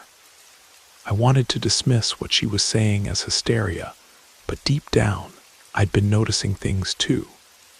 Tools going missing from my truck. Our neighbor's dog howling all night long, something it had never done before. And the dreams, vivid, disturbing dreams that left me feeling drained and anxious. That night, I couldn't sleep. I lay in bed listening to Sarah's uneasy breathing and thinking about everything that had happened since I'd found Shadow. Around 3 in the morning, I decided to get up and check on the property. Henderson might have fired me, but I still had some personal tools stored in his equipment shed that I needed to retrieve. I drove back out to the farm, using the long route this time. But on the way back, as I was passing the entrance to that old logging trail, I saw something that made my blood run cold. There in the beam of my headlights was a tall figure dressed in black. He was standing perfectly still beside a massive oak tree, and sitting at his feet was a black cat Shadow, unmistakably. Even from a distance, I could see those yellow eyes reflecting the light. I should have driven away. Every rational part of my mind was screaming at me to hit the gas and get out of there. But I was transfixed by what I was seeing. The figure raised one long arm and beckoned to me. Against my better judgment, I pulled over and got out of the truck. As I approached, I could hear them talking. The man's voice was deep and resonant, with an accent I couldn't place, and Shadow. Shadow was responding in what sounded like actual words, though spoken in a voice that was definitely not human. 7 days, the figure was saying. That was our agreement. The task is nearly complete, Shadow replied, his voice like gravel mixed with silk. The man grows angrier each day. He strikes the woman now, just as we planned. Their bond weakens with each accusation, each moment of doubt. And what of your own hunger? I feed on their discord, their pain. It sustains me better than any earthly food. Soon, their love will be completely poisoned, and we can move on to the next household. I felt like I was going to be sick. Everything Sarah had been trying to tell me was true. This thing I'd brought into our home, this creature I'd been defending against my own wife, was systematically destroying our marriage from the inside out. The figure in black turned toward me then, and I caught a glimpse of his face beneath the wide brim of his hat. It wasn't a face at all, but a void, empty darkness where features should have been. "We have a witness," he said to Shadow. "Shall I silence him?" "No need. Who would believe him?" That's when I broke free from whatever spell had been holding me in place. I ran back to my truck, my hands shaking so badly I could barely get the key in the ignition. In my rearview mirror, I could see them watching me go. The man like a sentinel of darkness, and Shadow sitting calmly beside him with those terrible, knowing eyes. I drove home as fast as I dared on those winding mountain roads. Sarah was awake when I burst through the door, pacing the kitchen floor in her nightgown. "Gabe, what's wrong? You look like you've seen a ghost." I told her everything about losing my job, about what I'd witnessed on the logging trail, about the conversation between Shadow and that dark figure. To her credit, Sarah didn't say, "I told you so." She just listened, her face growing paler with each detail. "We have to get rid of him," she said when I finished. "Tonight, before he comes back." But Shadow was already there, sitting in the doorway between the kitchen and living room, watching us with those unblinking yellow eyes. How long had he been listening? I went to the bedroom and retrieved my old hunting rifle from the closet. My hands were still shaking as I loaded a shell into the chamber. Shadow didn't try to run when I approached him. He just sat there, staring at me with what I swear was amusement. When I pulled the trigger, the sound was deafening in the small space of our trailer. But it was nothing compared to what happened next. Instead of collapsing, Shadow's body burst into flames. Not the orange and red flames of a normal fire, but something blue-white and cold-looking that gave off no heat. The flames lasted only seconds, but when they died away, there was nothing left, no body, no blood, not even a scorch mark on the linoleum. Shadow had simply vanished, as if he'd never existed at all. In the days that followed, our lives slowly began to return to normal. I found work with another farmer across the county. The fights between Sarah and me stopped completely. Our food stayed fresh, our tools stayed where we left them, and the oppressive atmosphere that had been hanging over our home like a dark cloud finally lifted. But I never forgot what I learned during those 7 terrible days. There are things in this world that exist solely to cause pain and suffering, creatures that feed on human misery like parasites. And sometimes they come disguised as something harmless and appealing, something you might want to take home and care for. I still live in Kentucky, though Sarah and I moved to a different county not long after the incident. We never did get another cat, despite Sarah's love for animals. And I never, ever take shortcuts through unfamiliar woods, no matter how hungry I might be or how long the alternative route might take. Some paths are meant to be avoided, and some gifts are too dangerous to accept, even when they come with yellow eyes and a purr that sounds almost like contentment.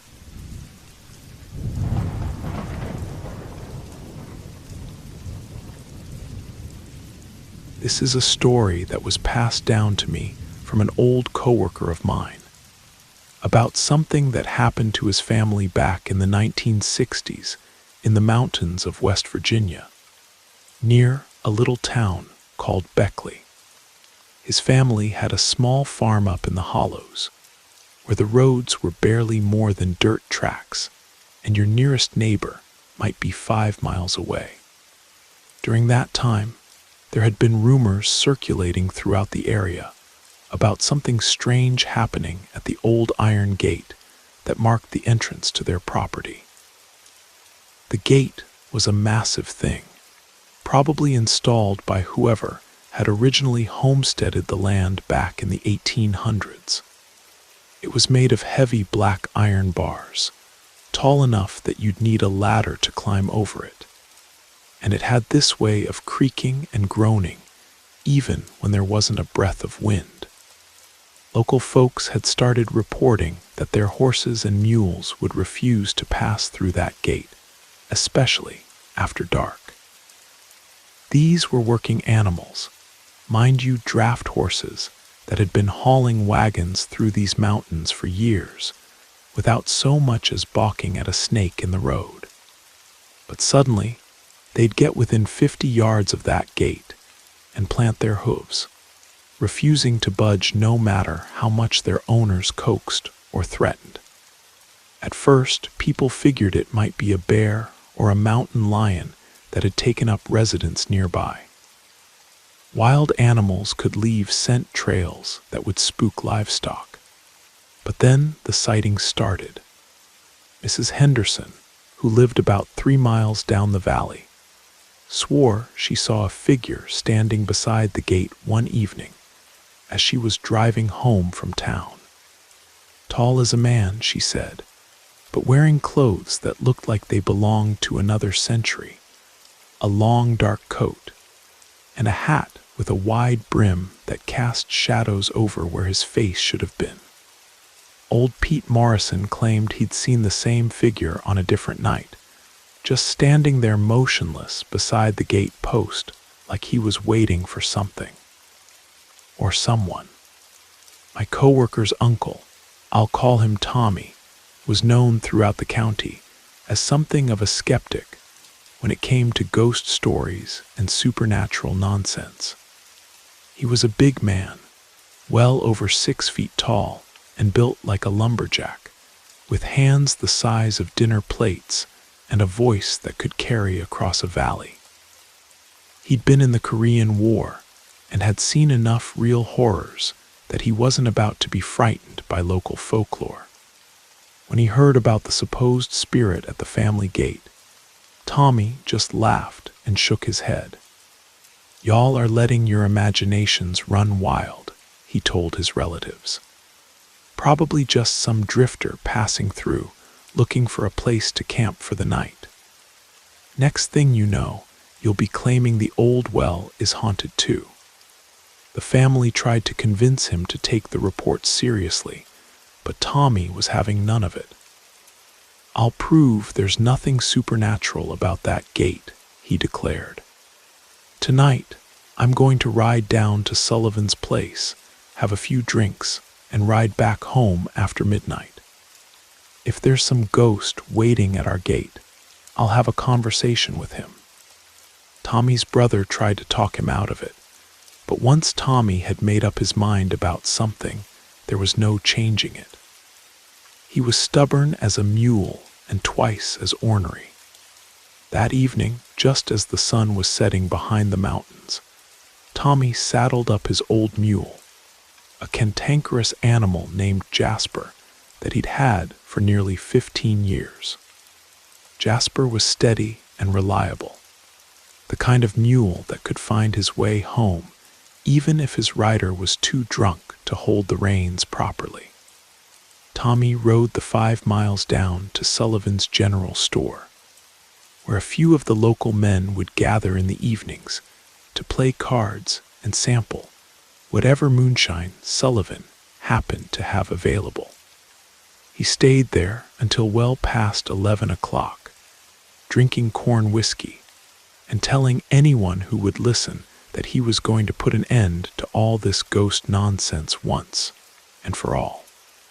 The ride back started normally enough. It was a clear night with a quarter moon providing just enough light to see the road. Jasper plodded along at his usual steady pace, his hooves making soft clip-clop sounds on the hard-packed dirt. Tommy was feeling pleasantly relaxed from the whiskey, humming an old song his mother used to sing. But as they approached the family gate, Jasper suddenly stopped dead in his tracks. His ears went back, and he started snorting and pawing at the ground, the way animals do when they sense danger. "Come on, boy," Tommy said, giving the mule a gentle kick with his heels. "It's just our gate, same as always." But Jasper wouldn't budge. Tommy tried coaxing, then threatening, then physically urging the animal forward with the reins. Nothing worked. The mule stood frozen in the middle of the road, trembling like he was facing down a pack of wolves. That's when Tommy felt it, a sudden, bone-deep cold that seemed to come out of nowhere. The temperature couldn't have dropped more than a degree or two, but he felt like he'd been plunged into an ice bath. His breath started misting in the air, and frost began forming on Jasper's bridle. And then, without any warning at all, Tommy felt something settle onto the mule behind him. The sensation was unmistakable, the weight and presence of another person climbing onto Jasper's back, settling in behind the saddle. But when Tommy turned to look, there was nothing there. Jasper's trembling intensified. The poor animal was nearly beside himself with terror, his eyes rolling white and foam flecking around his bit. But he still couldn't or wouldn't move forward. That's when Tommy felt arms encircle his waist from behind. Not normal arms, these felt like they were made of winter air, so cold they burned where they touched him. The unseen presence pressed against his back, and he could feel the chill seeping through his jacket and shirt, straight into his bones. A voice spoke directly into his ear, so close he could feel breath that wasn't there against his skin. The voice was soft, almost conversational, but there was something fundamentally wrong with it, like an echo of an echo, the memory of a voice rather than the voice itself. "You're not afraid of me, are you?" Tommy wanted to answer, wanted to maintain his bravado, and tell this thing that he wasn't scared of anything. But the words wouldn't come. His throat had seized up completely, and all he could manage was a strangled whimper. The cold arms tightened around him, and the voice came again, closer this time, if that was possible. Everyone should be afraid of something. That's the last thing Tommy remembered clearly. According to him, the next thing he knew, it was dawn, and he was lying face down in the dirt road about 20 yards from the gate. Jasper was nowhere to be seen. The mule had apparently bolted for home sometime during the night, because they found him in the barn the next morning, still wearing his saddle and bridle, his flanks covered in dried sweat. Tommy walked home as the sun came up, his legs shaky, and his head pounding with the worst hangover he'd ever experienced. But it wasn't just the whiskey. He felt like he'd been drained of something essential, like whatever had spoken to him in the darkness had taken a part of his life force as payment for the encounter. When he told his family what had happened, nobody laughed or accused him of making it up. The change in Tommy was too obvious to dismiss.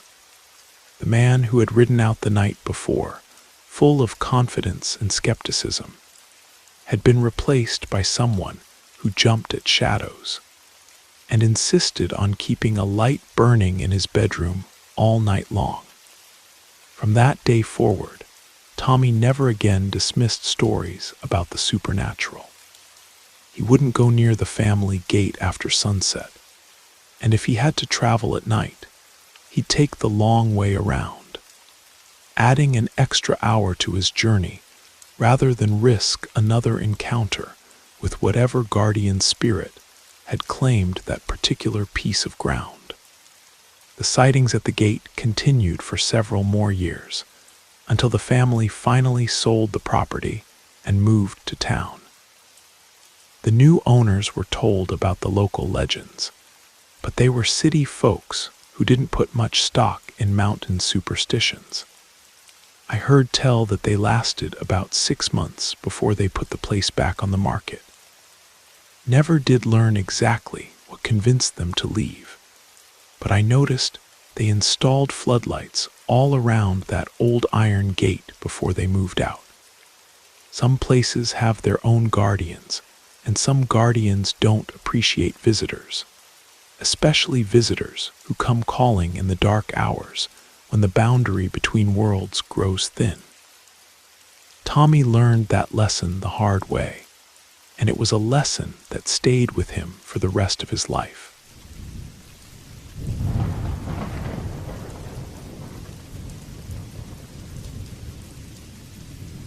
My name is Rachel, and I'm from Burlington, Vermont. I can't give too many details about exactly where this happened because everyone in town knows my father, and some of the people involved in this story are still alive. What I'm about to tell you took place in 2013, when I was 17 years old. My parents divorced when I was 12, and I lived with my mother most of the time. But every other weekend, I'd stay at my paternal grandmother's house so I could spend time with my dad. It was a Victorian-era house on the outskirts of town, with steep gabled roofs and narrow windows that always seemed to be watching you. My mother and I are Presbyterian. We attend services regularly, and I grew up with a pretty traditional Christian upbringing. My father's side of the family, however, follows a completely different spiritual path. They're deeply involved in Spiritism, which for those who might not know, is a belief system that focuses on communication with spirits of the deceased. Some members of his family also participate in what they call spiritual work, ceremonies and rituals that are supposed to help earthbound spirits find peace. I've always been uncomfortable with these practices. I respect everyone's right to their own beliefs, but something about the whole thing just fills me with dread. Call it intuition, call it religious conditioning, but I've never wanted any part of it. The main bedroom in my grandmother's house, where my father slept when he stayed over, had this massive mahogany armoire that dominated one entire wall. The top section of this armoire was filled with what my father called his spiritual supplies. There were candles of every color imaginable, small cloth dolls, bowls of various herbs and powders, bottles of oils that smelled like flowers and earth, and dozens of small wrapped packages that he claimed were offerings for child spirits. Child spirits. That phrase alone was enough to make my skin crawl.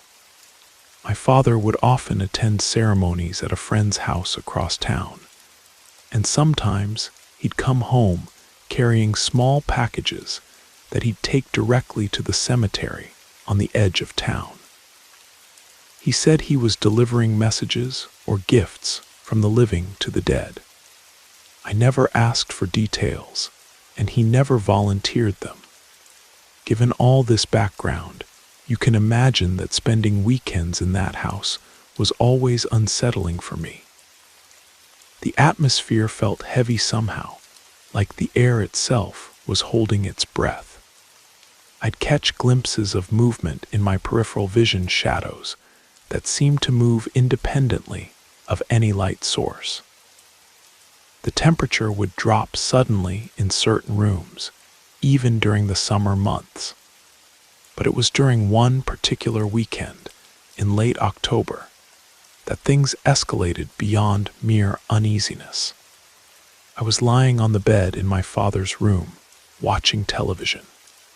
It was around 3 a.m, and I'd been having trouble sleeping, something that happened frequently in that house. The TV was tuned to some late-night movie, providing just enough light and sound to make me feel less alone. That's when I saw her, a little girl, maybe 6 or 7 years old, with blonde curls that caught the flickering light from the television screen. She was wearing what looked like a white nightgown, and she was actually running through the bedroom, from the doorway toward the window on the far wall. But here's the thing that made my blood freeze. She was laughing. A high, delighted giggle that sounded exactly like what you'd hear from any normal child at play, except it was 3 a.m, and there were no children in the house. The little girl ran past the foot of the bed, so close I could have reached out and touched her if I'd been brave enough to move. But I was paralyzed with terror, my heart hammering so hard I thought it might burst. She reached the window and simply vanished, but her laughter lingered in the air for several seconds afterward. Even now, more than 10 years later, I can still hear that sound in my memory. Sweet and innocent, and absolutely terrifying in context. I spent the rest of that night praying, silently reciting every prayer I could remember from church. Eventually, exhaustion overtook fear, and I managed to fall asleep just as dawn light was beginning to creep through the windows. I told myself it had been a dream, or maybe a hallucination brought on by stress and lack of sleep. But deep down, I knew what I'd seen was real.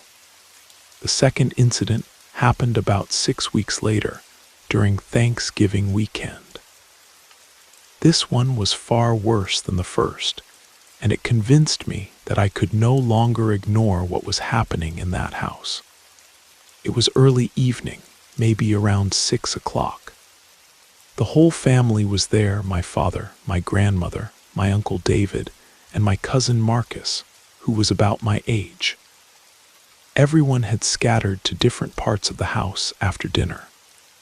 Marcus and I were in the living room, talking about school and making plans for the rest of the weekend. My father, grandmother, and uncle were in the kitchen, conducting what they called a spiritual session. I'd learned not to ask questions about these gatherings, partly because I didn't want to know the details, and partly because they made it clear that my presence wasn't welcome during religious activities. Marcus and I were discussing whether to watch a movie when we heard a loud crash from the kitchen, the sound of something heavy hitting the floor. We looked at each other, wondering if we should investigate, when we heard voices coming from that direction. But they didn't sound like normal conversation. I could hear my father and uncle, their voices strained and urgent, as if they were struggling with something physical. And underneath their voices was another sound, something that didn't sound human at all. Curiosity overrode caution, and I walked toward the kitchen door. Marcus tried to stop me, grabbing my arm and shaking his head, but I pulled free and kept walking.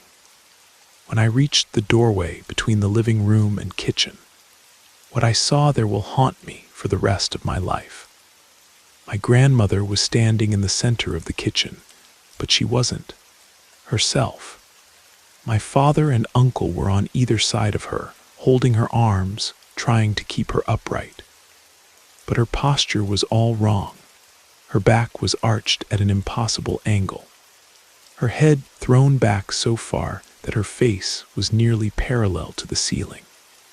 And her voice, God help me, her voice was not her own. She was speaking in a language I didn't recognize, but it wasn't just the words that were wrong. The voice itself was completely different, deeper, and rougher than my grandmother's natural speaking voice, with an accent that seemed to shift and change with every syllable. It sounded like multiple people trying to speak through the same mouth at the same time. But the worst part was her eyes. My grandmother had the most beautiful brown eyes, warm and kind, always twinkling when she smiled. The eyes I was looking at now were completely black. Not just the pupils, but the entire visible portion of each eye, as if they'd been filled with ink. Those black eyes were staring directly at me, and I felt a recognition there that was absolutely terrifying. Whatever was looking out through my grandmother's face knew me, and it was pleased to see me. Marcus appeared behind me and immediately slammed the kitchen door shut. But I could still hear that inhuman voice calling out what sounded like my name, or at least something close to my name, spoken in a tone that made it sound like a threat and an invitation at the same time. The sounds from the kitchen continued for what felt like hours, but was probably only 10 or 15 minutes. That awful voice, rising and falling in pitch, sometimes speaking in that unknown language, and sometimes making sounds that weren't words at all, growls and hisses, and something that might have been laughter. Finally, everything went quiet. Marcus and I sat in the living room, both of us too frightened to speak. Eventually, my father emerged from the kitchen, looking exhausted and somehow older than he had an hour earlier. "Your grandmother needs to rest," he said, as if nothing unusual had happened. "She's gone to lie down." My uncle appeared a moment later, and the two of them began discussing the weather and weekend plans, as if we'd all just finished a normal family dinner. But I could see the tension in their faces, the way their eyes kept darting toward the kitchen door. When I worked up the courage to ask what had happened, my father explained it matter-of-factly. My grandmother was what they call a medium. someone who could serve as a conduit for spirits who wanted to communicate with the living world. He said she'd been doing this kind of work since she was a young woman, and that it was considered a gift in their spiritual community. Sometimes the spirits become excited when they find a strong medium, he explained. They don't mean any harm, they're just eager to deliver their messages. But I'd seen the look in those black eyes, and I knew that whatever had been looking out at me wasn't interested in delivering messages. It was hungry for something else entirely. I stopped spending weekends at my grandmother's house after that. I made excuses, too much homework, plans with friends, part-time jobs. My father was disappointed, but he didn't push the issue. I think he understood, on some level, that I'd seen something that had fundamentally changed my relationship with that house, and everything it represented. I still see my father regularly, but we meet at restaurants or at my mother's house. I've never again set foot in my grandmother's Victorian home, with its watching windows and mahogany armoire full of spiritual supplies. Some families pass down recipes or jewelry or furniture from one generation to the next. My father's family passes down something else entirely, a connection to forces that exist beyond the boundary of normal human experience. It's a legacy I want no part of, a gift I'm more than happy to refuse. There are doors in this world that are better left unopened, and some family traditions that are better left to die out with those who choose to practice them. I learned that lesson at 17, and it's one I've never forgotten.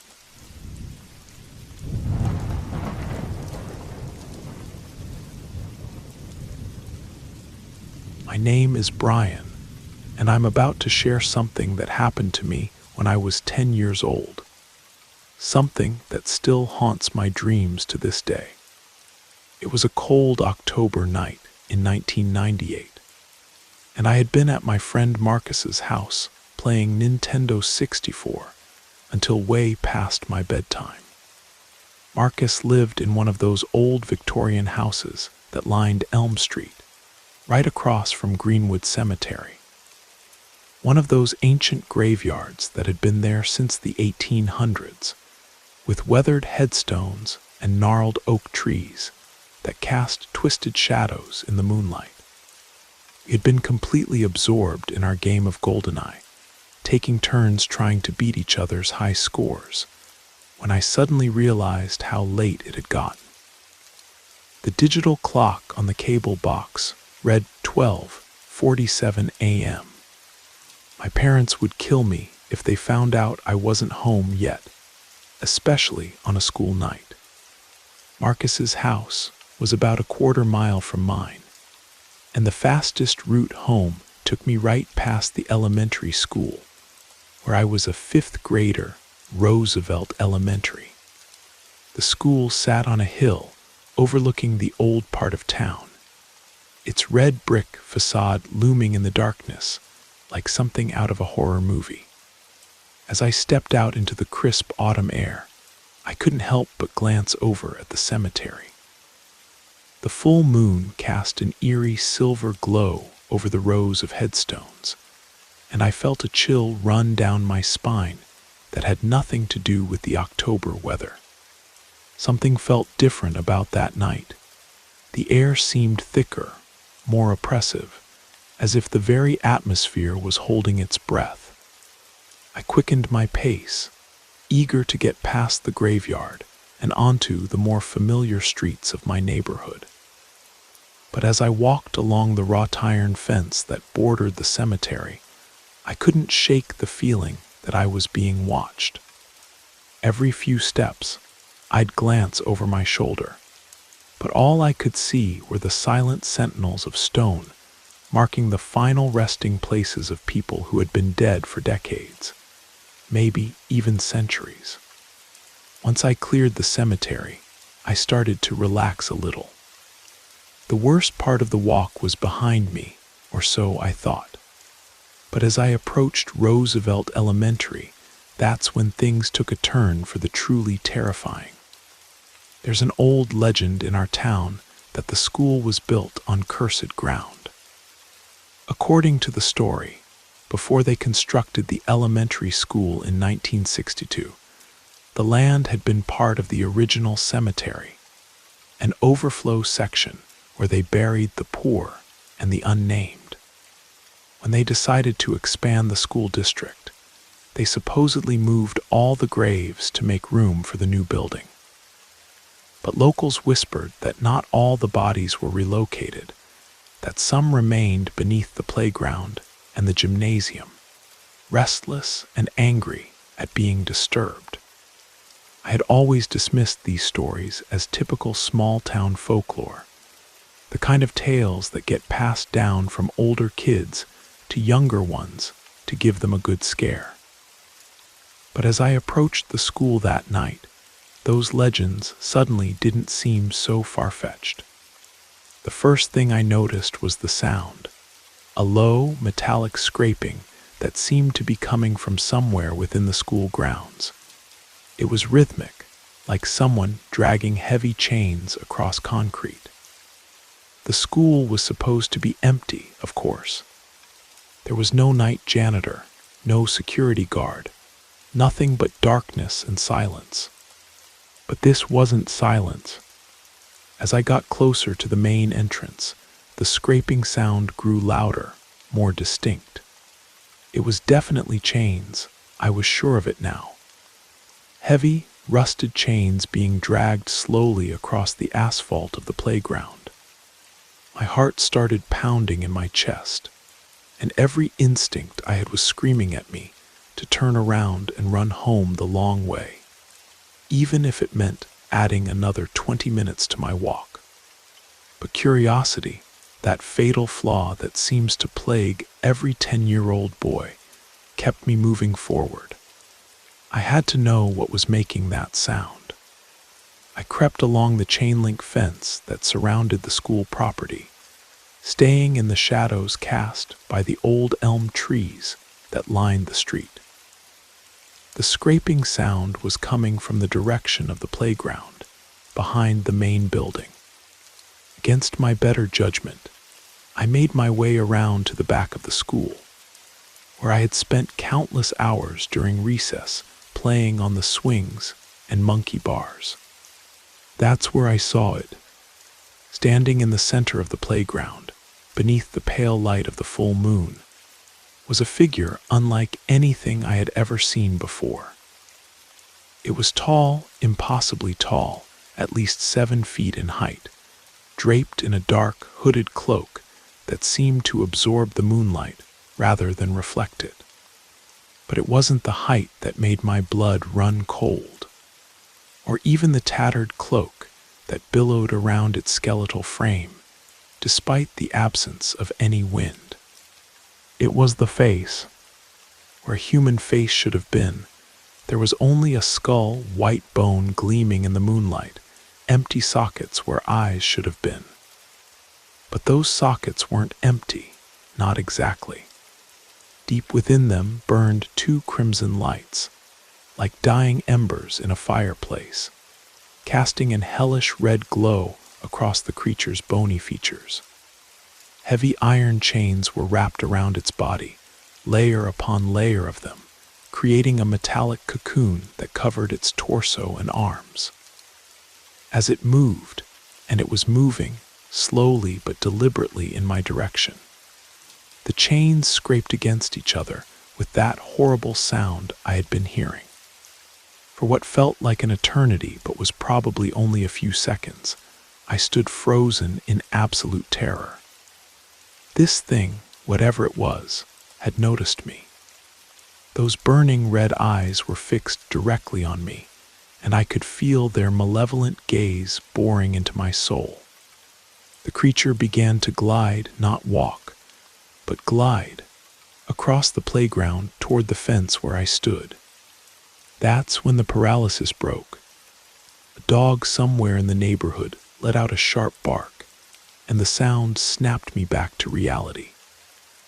I turned and ran faster than I had ever run in my life, my sneakers pounding against the sidewalk as I sprinted toward home. Behind me, I could hear the terrible scraping of those chains, growing louder as the thing pursued me. I didn't dare look back until I was within 100 yards of my house. When I finally did turn around, gasping for breath and nearly doubled over from exhaustion, the street behind me was empty. The creature was gone, vanished as suddenly as it had appeared. I stumbled up the front steps of my house, my hands shaking so badly I could barely get the key in the lock. Once inside, I bolted the door and collapsed against it, my heart hammering in my chest like a jackhammer. Before I had run, in those final moments when the creature was bearing down on me, it had let out a sound that I will never forget as long as I live. It wasn't quite a scream, and it wasn't quite a roar. It was something in between, a sound that seemed to combine human anguish with something far more primal and terrifying. It was the sound of rage and hunger, and an eternity of torment, all rolled into one bone-chilling cry. I barely slept that night, and for weeks afterward, I had nightmares about that skeletal figure wrapped in chains. Even now, more than 20 years later, I sometimes wake up in a cold sweat, remembering those burning red eyes and that horrible scraping sound. I never told my parents what I saw that night. Who would believe such a story? But I never again took the shortcut past Roosevelt Elementary after dark. And to this day, I can't drive past that old school without feeling a chill run down my spine. Some things are better left undisturbed, and some legends exist for a reason, to keep us away from places where the dead don't rest in peace.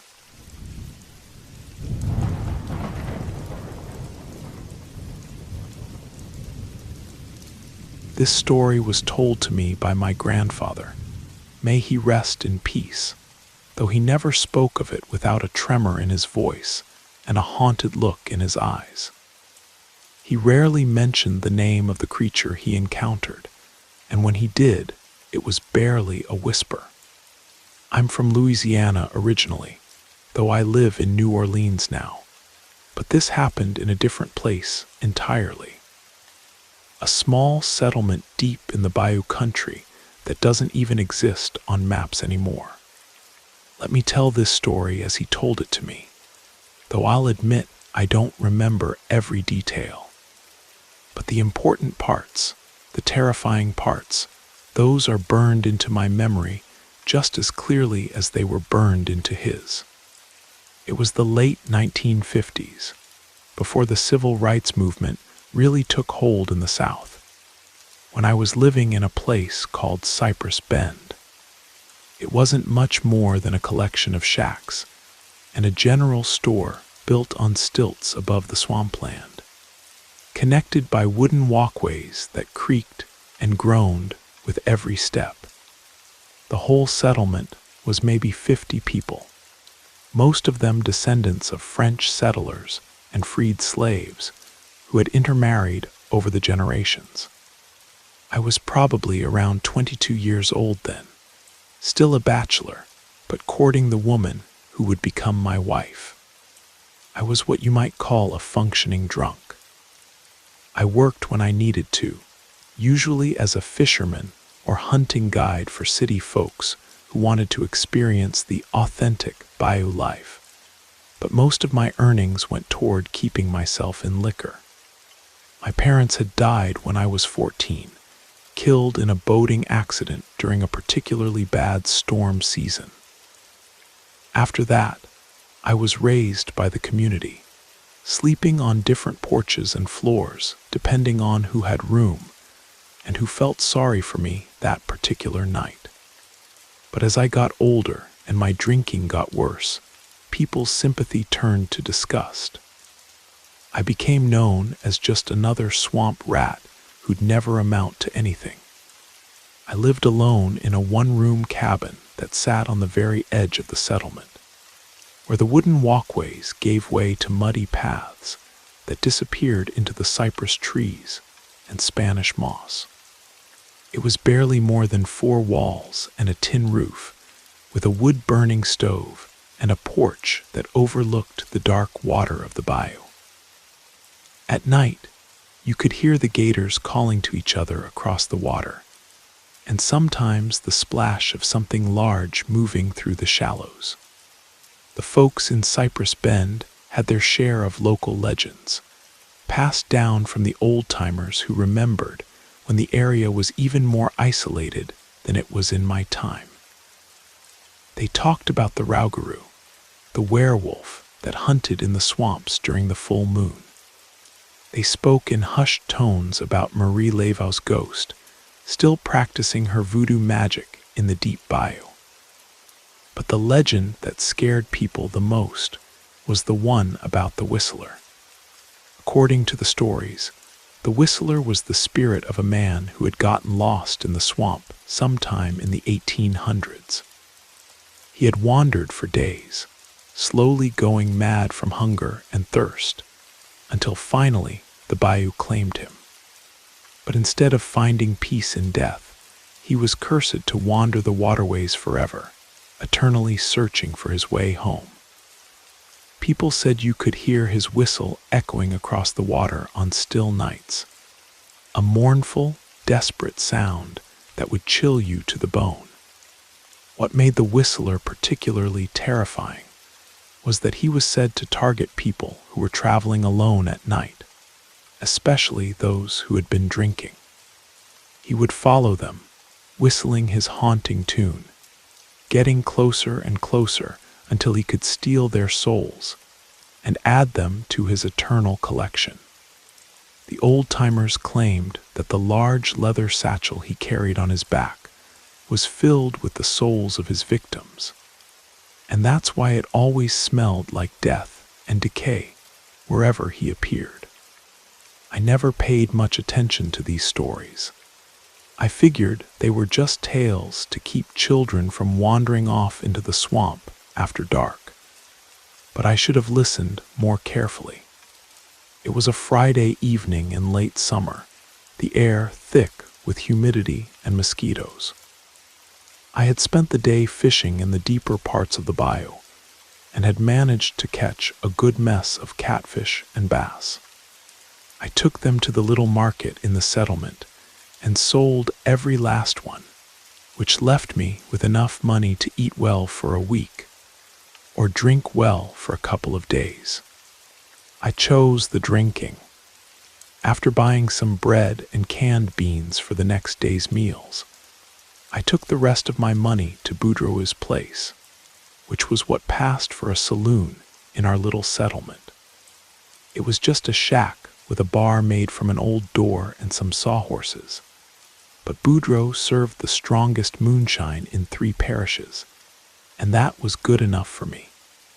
I settled in for a long evening of drinking, talking with the other men who had nothing better to do than get drunk and tell tall tales. As the night wore on, I noticed that several of the regulars were leaving earlier than usual. When I asked Boudreau about it, he leaned across the bar and lowered his voice. "You ain't heard about what happened to Thibodeaux?" he asked. I shook my head. Marcel Thibodeaux was a trapper who lived about a mile deeper into the swamp. "He went missing 3 nights ago," Boudreau continued. "His pirogue was found floating empty near Deadman's Curve, but there wasn't no sign of him anywhere. And the folks who found the boat said they heard whistling coming from the cypress grove. The kind of whistling that don't sound quite human." I laughed, probably louder than I should have. "Come on, Boudreau. You don't really believe in that old Whistler nonsense, do you?" But when I looked at his face, I could see he was dead serious. The other men at the bar had gone quiet, and I realized they were all staring at me with expressions that mixed pity with fear. "You best be careful walking home tonight, boy," said an old Creole man named Gaspar, who claimed to be descended from pirates. "The whistler, he likes to hunt when the moon is dark, and he's got a particular taste for folks who have been drinking." I waved off their concerns and ordered another drink, and then another. By the time Boudreaux finally closed up shop, I had spent every penny I had earned that day, and the world was spinning pleasantly around me.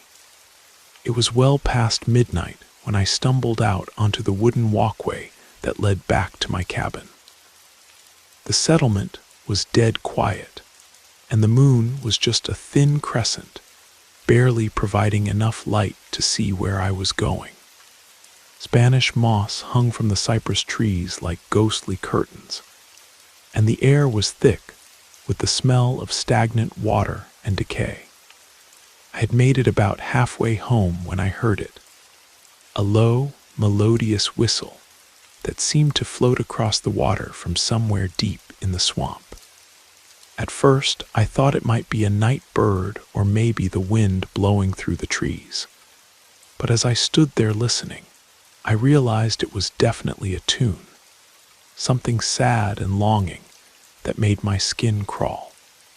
The smart thing would have been to hurry home and lock my door.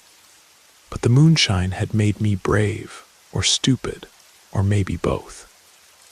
I continued walking along the creaking boardwalk, trying to convince myself that it was just my imagination playing tricks on me. That's when the whistling got closer. I could tell now that it was definitely coming from behind me, and it was moving.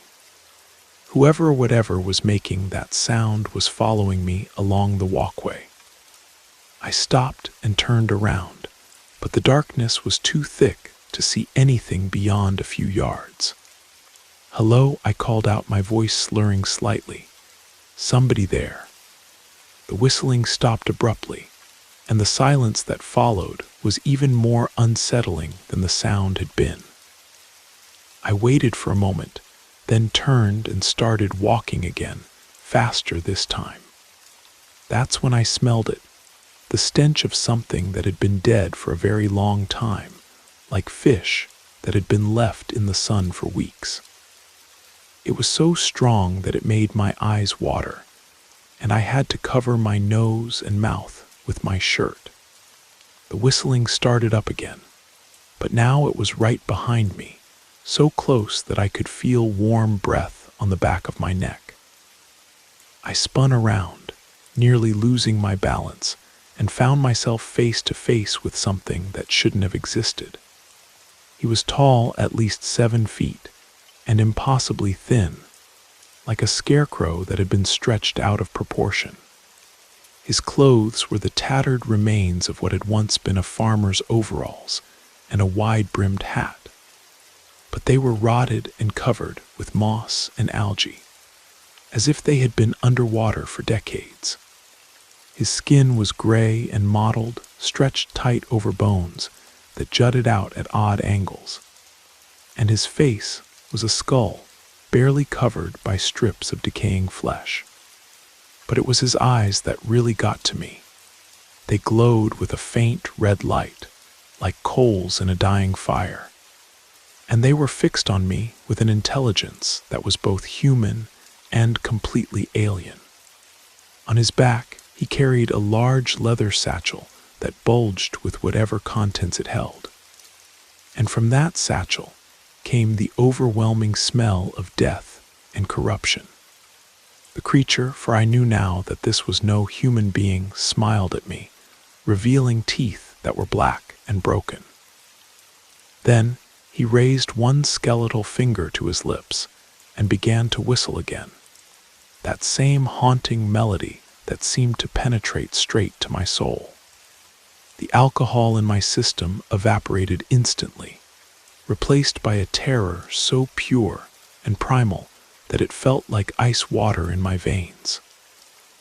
I turned and ran, my feet pounding against the wet wooden planks of the walkway as I raced toward my cabin. Behind me, I could hear the creature giving chase, his footsteps echoing hollowly on the boards. But worse than that was the whistling, which continued throughout the pursuit, growing louder and more frantic as he gained on me. I reached my cabin and threw myself through the door, slamming it behind me and fumbling for the bolt. My hands were shaking so badly that it took 3 tries to get it locked.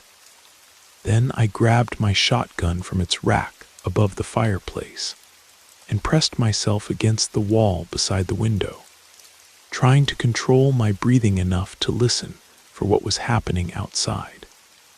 The whistling had stopped again, but I could smell that horrible stench of decay seeping through the cracks in the walls. For what felt like hours, I stood there in the darkness, waiting and listening. Occasionally, I would hear the creak of a floorboard on my porch, or the scratch of something against the outside wall. But the creature never tried to force its way in. As the first light of dawn began to filter through my windows, the smell gradually faded away, and I knew that whatever had been stalking me was gone, at least for now. I didn't sleep that day, and when evening came, I walked back to Boudreau's place to tell him what had happened. The old man listened to my story without interruption, nodding occasionally as if he had expected something like this to happen. "You're lucky to be alive," he said when I finished. "The whistler usually don't let his prey get away. Must have been something that distracted him, or maybe you just ain't ready to join his collection yet." From that night on, I never again walked home alone after dark. I would either stay at Boudreau's until morning or convince someone to walk with me. Within a year, I had married my sweetheart and moved to a different part of Louisiana, far from the bayou country and its haunted waterways. But sometimes, even now, when the wind is blowing just right and the night is particularly dark, I swear I can still hear that mournful whistling carried on the breeze, and I remember the creature with the red eyes and the satchel full of stolen souls, forever wandering the swamps in search of his next victim.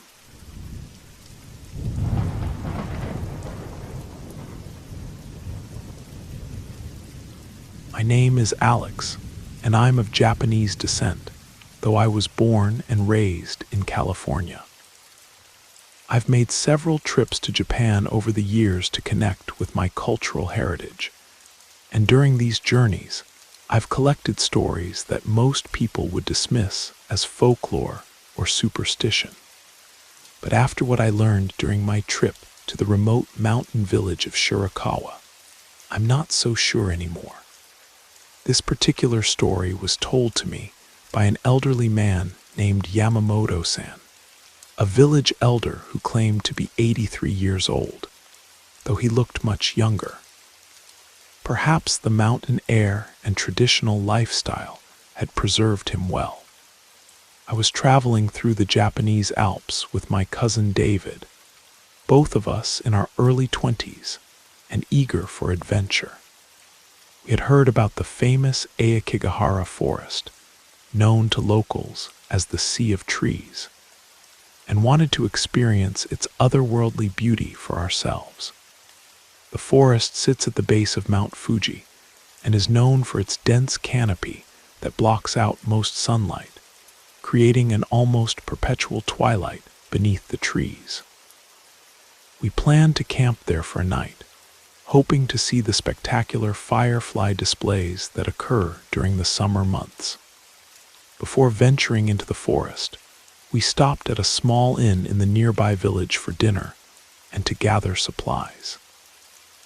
It was there that we met Yamamoto-san, who was nursing a cup of sake at the bar and seemed eager for conversation with the 2 American visitors. When we told him about our plans to camp in Aokigahara, his expression grew serious, and he insisted on buying us another round of drinks while he shared a story that, he claimed, would make us reconsider our plans.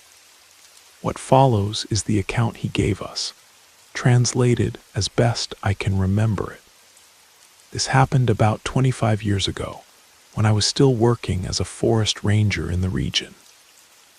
It was late September, and a group of 6 college students from Tokyo had obtained permits to camp in the deeper sections of Aokigahara for a weekend hiking and camping trip. The group consisted of 5 young men and 1 woman, all around 19 or 20 years old. They were experienced hikers who had done this sort of thing many times before, though never in Aokigahara. The forest has a reputation, you see, not just for its natural beauty, but for being a place where the boundary between our world and the spirit world grows thin. Among the group was a young man named Kenji, who had a reputation for being a prankster. He was always playing jokes on his friends, hiding their equipment, or making strange noises in the night to scare them. Because of this, his companions had learned not to take anything he said too seriously, which would prove to be a fatal mistake. The students had hiked deep into the forest, following the old logging trails that wound between the massive cedar and pine trees. They found a small clearing about 3 miles from the main trail and decided to set up camp there. It seemed like the perfect spot, level ground, a small stream nearby for water, and enough open sky to build a proper campfire. As evening fell, they prepared their meal and gathered around the fire to share stories and enjoy each other's company. The conversation inevitably turned to the local legends, stories of yurei, the restless spirits of the dead, and various yokai, supernatural creatures, that were said to inhabit the deep forests of Japan. One of the stories they discussed was particularly relevant to their location: the legend of the Gashidokuro, a massive skeletal monster created from the bones of people who had died of starvation or in battle, their spirits filled with such rage and hunger that they could not pass on to the afterlife. According to the stories, the Gashidokuro stood nearly 30 feet tall and would hunt living humans, crushing them in its massive jaws and drinking their blood to sustain its unholy existence. The students laughed at these old tales, dismissing them as primitive superstitions meant to keep children from wandering too far into the wilderness. Even Kenji, despite his love of pranks and scary stories, seemed to think the legends were nothing more than entertainment. They went to sleep around midnight, each in their own small tent, arranged in a rough circle around the dying embers of their campfire. The forest grew quiet except for the occasional hoot of an owl or the rustle of small animals moving through the underbrush. It was around 2 in the morning when the first of them woke up. Hiroshi, one of the quieter members of the group, was startled awake by a sound he couldn't immediately identify. A rhythmic clicking or tapping, like bamboo wind chimes, but much louder and more irregular. At first, he assumed it was Kenji playing another one of his pranks, trying to scare everyone with some elaborate setup he had prepared during the day. "Kenji," he called out in a harsh whisper, "knock it off. Some of us are trying to sleep." But the clicking sound continued, and it seemed to be getting closer to their campsite. Hiroshi lay in his sleeping bag, listening carefully, and realized that the sound wasn't coming from any of the tents. It was coming from the forest itself, from somewhere beyond the ring of trees that surrounded their clearing. Meanwhile, Kenji himself had been awakened by the same sound. Despite his reputation for pranks, he was genuinely puzzled by the noise and decided to investigate. He slipped out of his tent, grabbed a flashlight, and began walking toward the source of the sound. As he pushed through the undergrowth at the edge of the clearing, Kenji's flashlight beam swept across the massive trunks of the ancient cedars. The clicking sound was definitely getting louder, and now he could make out another sound underneath it. A low, rumbling noise that seemed to come from deep underground. That's when he saw it. Rising from behind a cluster of particularly large trees came something that defied belief. A massive skeleton, easily 25 feet tall, assembled from hundreds of human bones that had been fused together by some unholy force. Its skull was enormous, the size of a small car, with empty sockets that glowed with a sickly green light. The clicking sound was coming from its movements, the grinding and scraping of bone against bone as it walked. Kenji stood frozen for a moment, his mind refusing to process what he was seeing. Then, as the creature's glowing gaze fixed on him, terror took over, and he began to scream. He turned and ran back toward the campsite, crashing through the bushes and shouting at the top of his lungs for his friends to wake up and run. But because of his reputation for pranks, the others initially thought this was just another elaborate joke. "Very funny, Kenji," called out Yuki, the lone female in the group. "Now shut up and let us sleep." But Kenji's screaming continued, and now they could all hear the clicking sound getting closer, accompanied by heavy footsteps that shook the ground beneath their tents. One by one, they emerged from their sleeping bags and peered out into the darkness. What they saw defied every rational explanation they had ever been taught. The Gashido Kuro had entered their clearing, its massive form towering over the trees, bones gleaming pale white in the moonlight. Its jaw hung open, revealing rows of yellowed teeth. Some human, some animal, all fitted together in a grotesque parody of a natural mouth.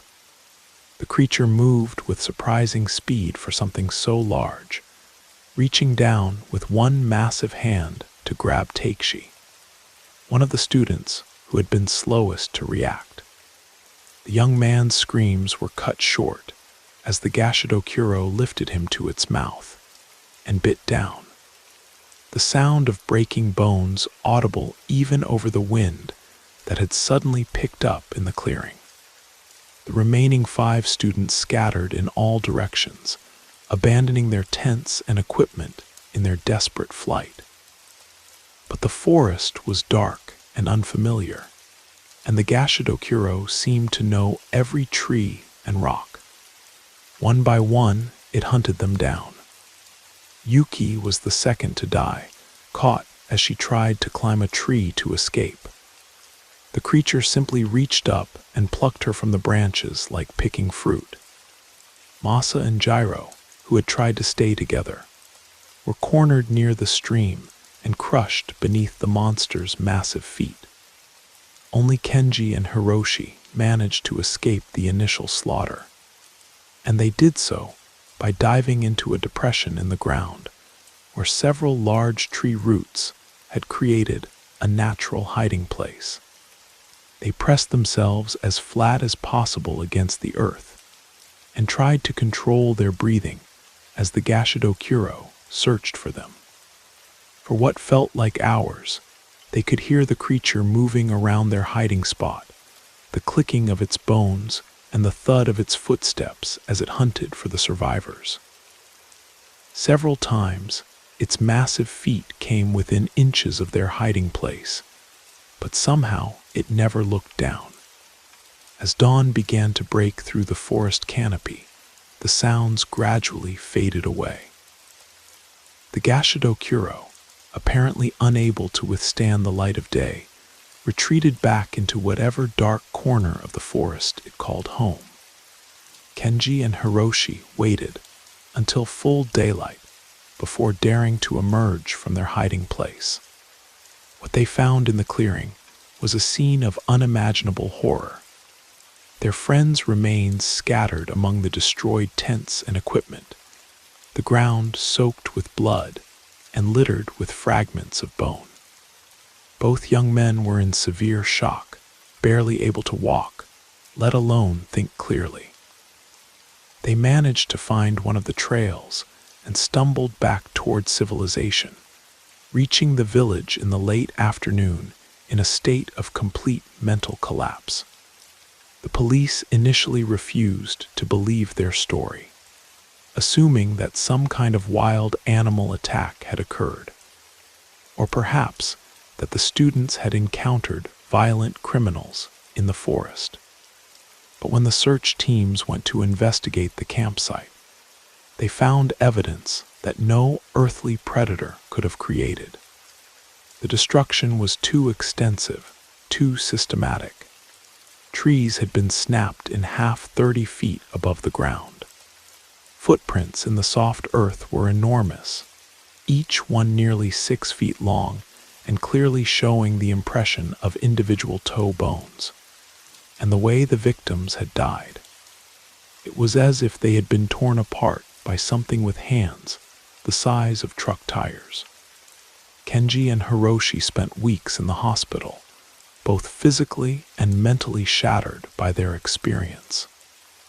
Even after they were released, they required years of therapy and psychiatric treatment. Both eventually moved away from Japan entirely, unable to cope with being in the same country where their nightmare had occurred. Yamamoto-san paused in his story to refill his sake cup, his hands trembling slightly as he poured. I asked him if he had been one of the searchers who found the campsite, and he nodded gravely. I have seen many things in my years as a forest ranger, he said. Animal attacks, accidents, even murders. But what I saw that day in Aokigahara, it was not natural. There are things in these old forests that we do not understand, spirits and creatures that have existed since long before humans ever walked these mountains. He went on to tell us that the authorities had quietly closed off that section of the forest, officially citing geological instability as the reason. But the real reason, according to Yamamoto-san, was that there had been other incidents over the years. Hikers who went missing, campers who were found dead under circumstances that defied explanation. As he finished his story, Yamamoto-san looked directly at David and me with an expression of genuine concern. I tell you this not to frighten you, but to warn you, he said. Aokigahara is beautiful, yes, but it is also dangerous in ways that your modern science cannot explain. If you must visit the forest, stay on the marked trails, travel only during daylight hours, and never, ever venture into the deep woods alone. After hearing Yamamoto-san's account, David and I decided to postpone our camping trip. Instead, we spent the next day taking a guided tour of the forest's outer edges, staying strictly on the established paths, and returning to the village well before sunset. Even during our brief visit, I could feel something unsettling about the place, a sense of being watched, of ancient eyes following our movements through the shadows beneath the trees. The forest was undeniably beautiful, but there was an underlying current of menace that made my skin crawl. Before we left the village, I asked our guide about the story Yamamoto-san had told us.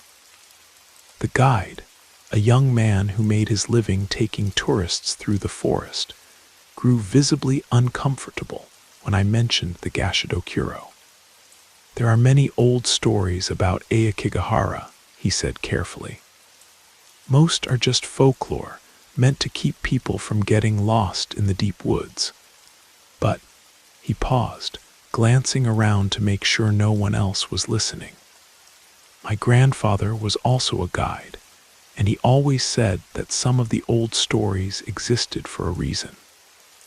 He told me that the forest has memory, and that some memories are better left undisturbed.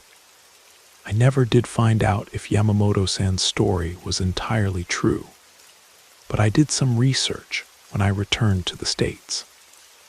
I found newspaper archives that mentioned a hiking accident in Aokigahara Forest in the late 1970s, involving 6 college students from Tokyo.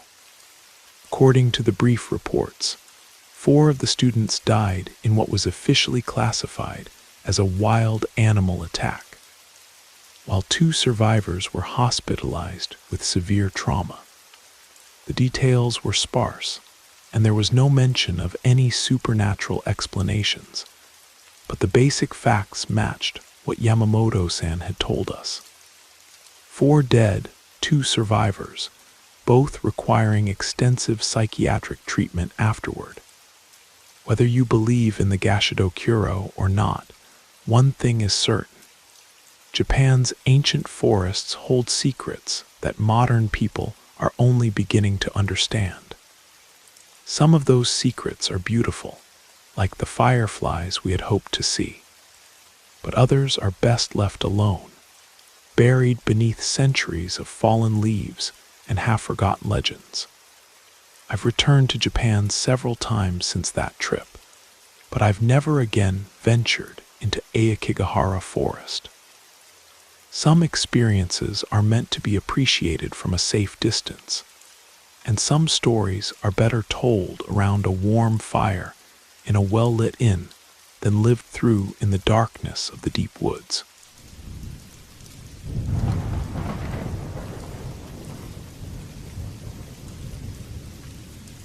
What I'm about to tell you happened to my grandfather and my father back in the early 2000s in rural Montana.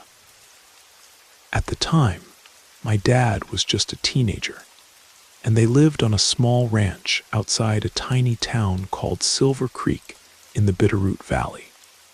The town barely had 2,000 inhabitants back then, even smaller than it is today. My grandfather Nathan had always been a man of the land, a true outdoorsman who preferred the solitude of our family ranch to the hustle of town life. He only ventured into Silver Creek when absolutely necessary, usually to sell the organic produce and free-range eggs he raised on our property.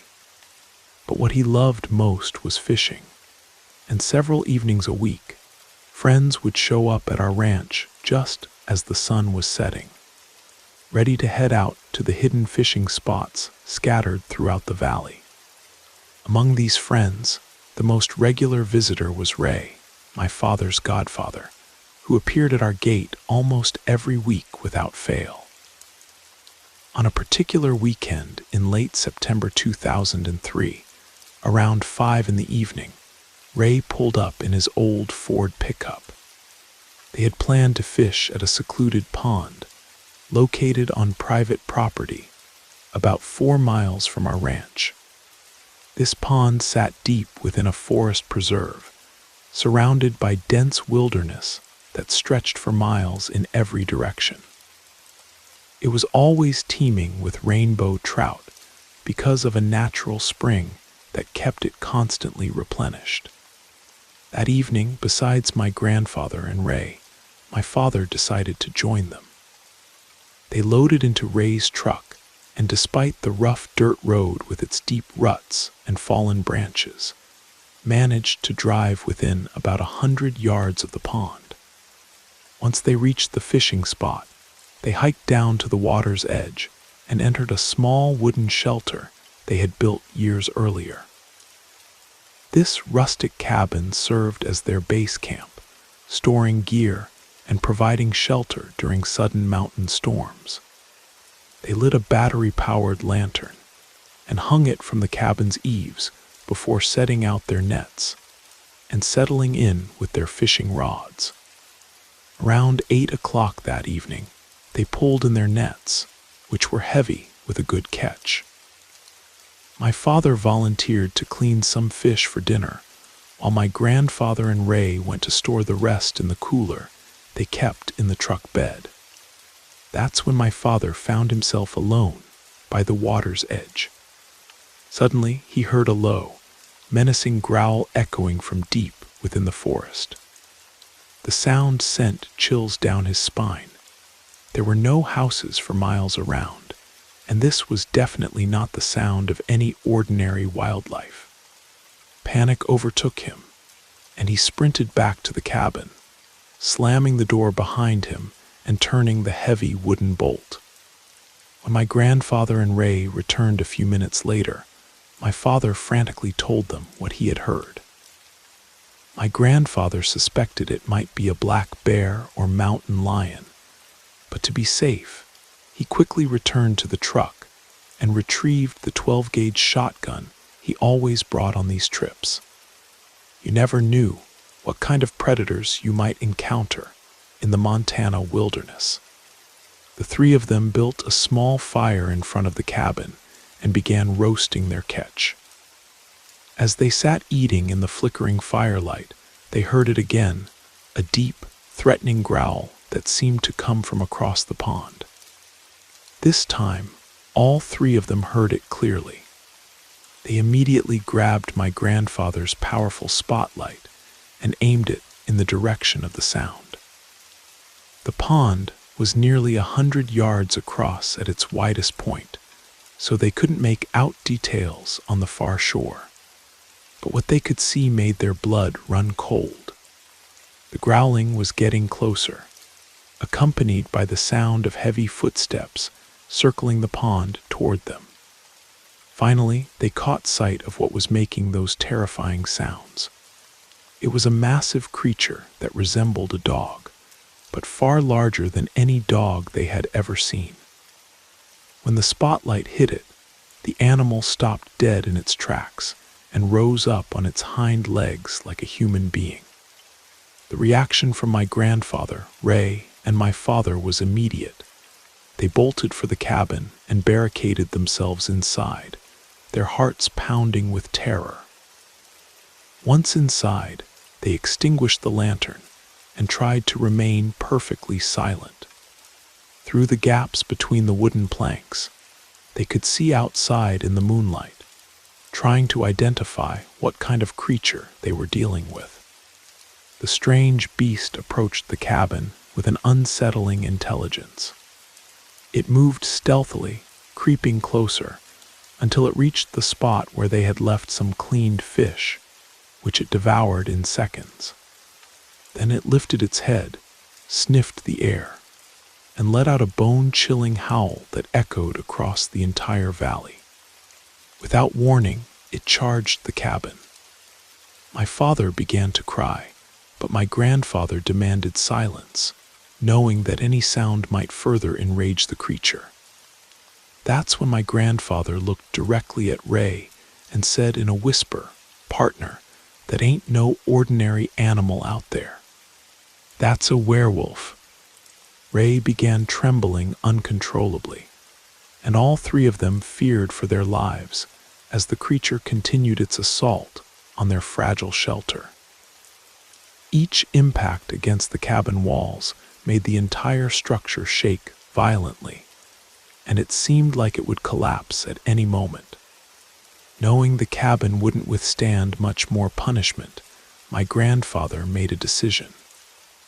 He loaded the shotgun, pushed the barrel through a gap in the wooden wall, and when he had a clear shot at the creature, he pulled the trigger. The blast was deafening in the small space, but it hit its mark. The beast let out an agonized roar and backed away from the cabin. My grandfather quickly reloaded and waited for another attack. They could hear branches snapping and underbrush being crushed as something large moved away from their position. After several tense minutes of silence, they faced a terrible dilemma. Stay hidden in the cabin or make a run for the truck. They decided to risk it. My father threw open the cabin door and all three of them sprinted toward the pickup truck as fast as their legs could carry them. When they were just yards away from safety, they heard another howl behind them. They turned to see the creature pursuing them at incredible speed. They dove into the truck, and as Ray fumbled with the keys, the beast positioned itself alongside the vehicle. My father screamed in terror as the creature came within feet of his window. Then, as if putting on some kind of display, the animal moved to the front of the truck and stood there, howling and snarling directly at them. Ray finally got the engine started and switched on the headlights. In the bright beams, they could see that the creature's eyes glowed red like fresh blood, and dark stains covered its abdomen where my grandfather's shot had found its mark. With one final leap, the beast disappeared back into the dense forest, and the three terrified men drove away as fast as the rough road would allow. They didn't speak much on the drive back to the ranch.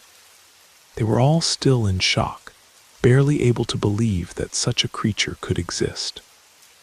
Ray left shortly after they arrived, and my grandfather, grandmother, father, and younger uncles all tried to get some sleep. But the night of terror was far from over. In the early hours of the morning, they were awakened by the sound of dogs barking and fighting in the yard behind the house. When my grandfather got up to investigate, he saw the creature again. It was in their backyard, attacking the 4 large ranch dogs they kept for protection. My grandfather ran to his bedroom, grabbed the shotgun, and tried to get a clear shot, but the dogs were between him and the beast. My father ran outside and called to the dogs, who thankfully obeyed and ran to safety. My grandfather fired another shot, hitting the creature again, but even wounded, it didn't flee immediately. Instead, it stood there, staring directly at my grandfather with those glowing red eyes. He reloaded the shotgun, but before he could fire again, the creature finally retreated into the darkness, obviously badly injured from the 2 direct hits it had taken.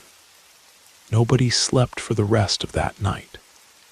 They first tended to the injured dogs, then sat together in the living room, weapons ready, terrified that the thing might return. Early the next morning, my grandfather took my grandmother, father, and younger uncles to my great-grandfather's house in town for safety. Then he returned to the ranch with Ray and Ned, a ranch hand who had worked for our family for years. The 3 men armed themselves and conducted a thorough search of the entire area.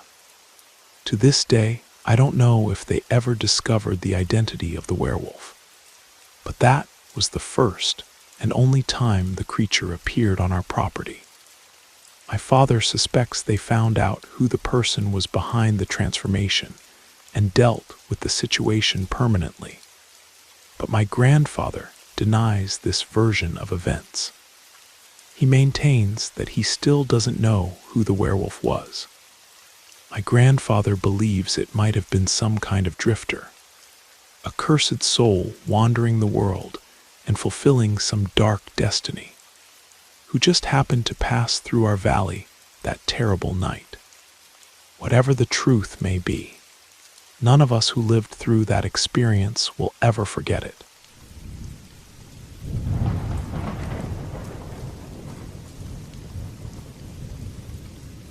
My name is Marcus, and I'm originally from a small town called Millfield in rural Alabama, though I moved to Birmingham several years ago to attend law school. After graduation, I stayed in the city and now work at a law firm downtown.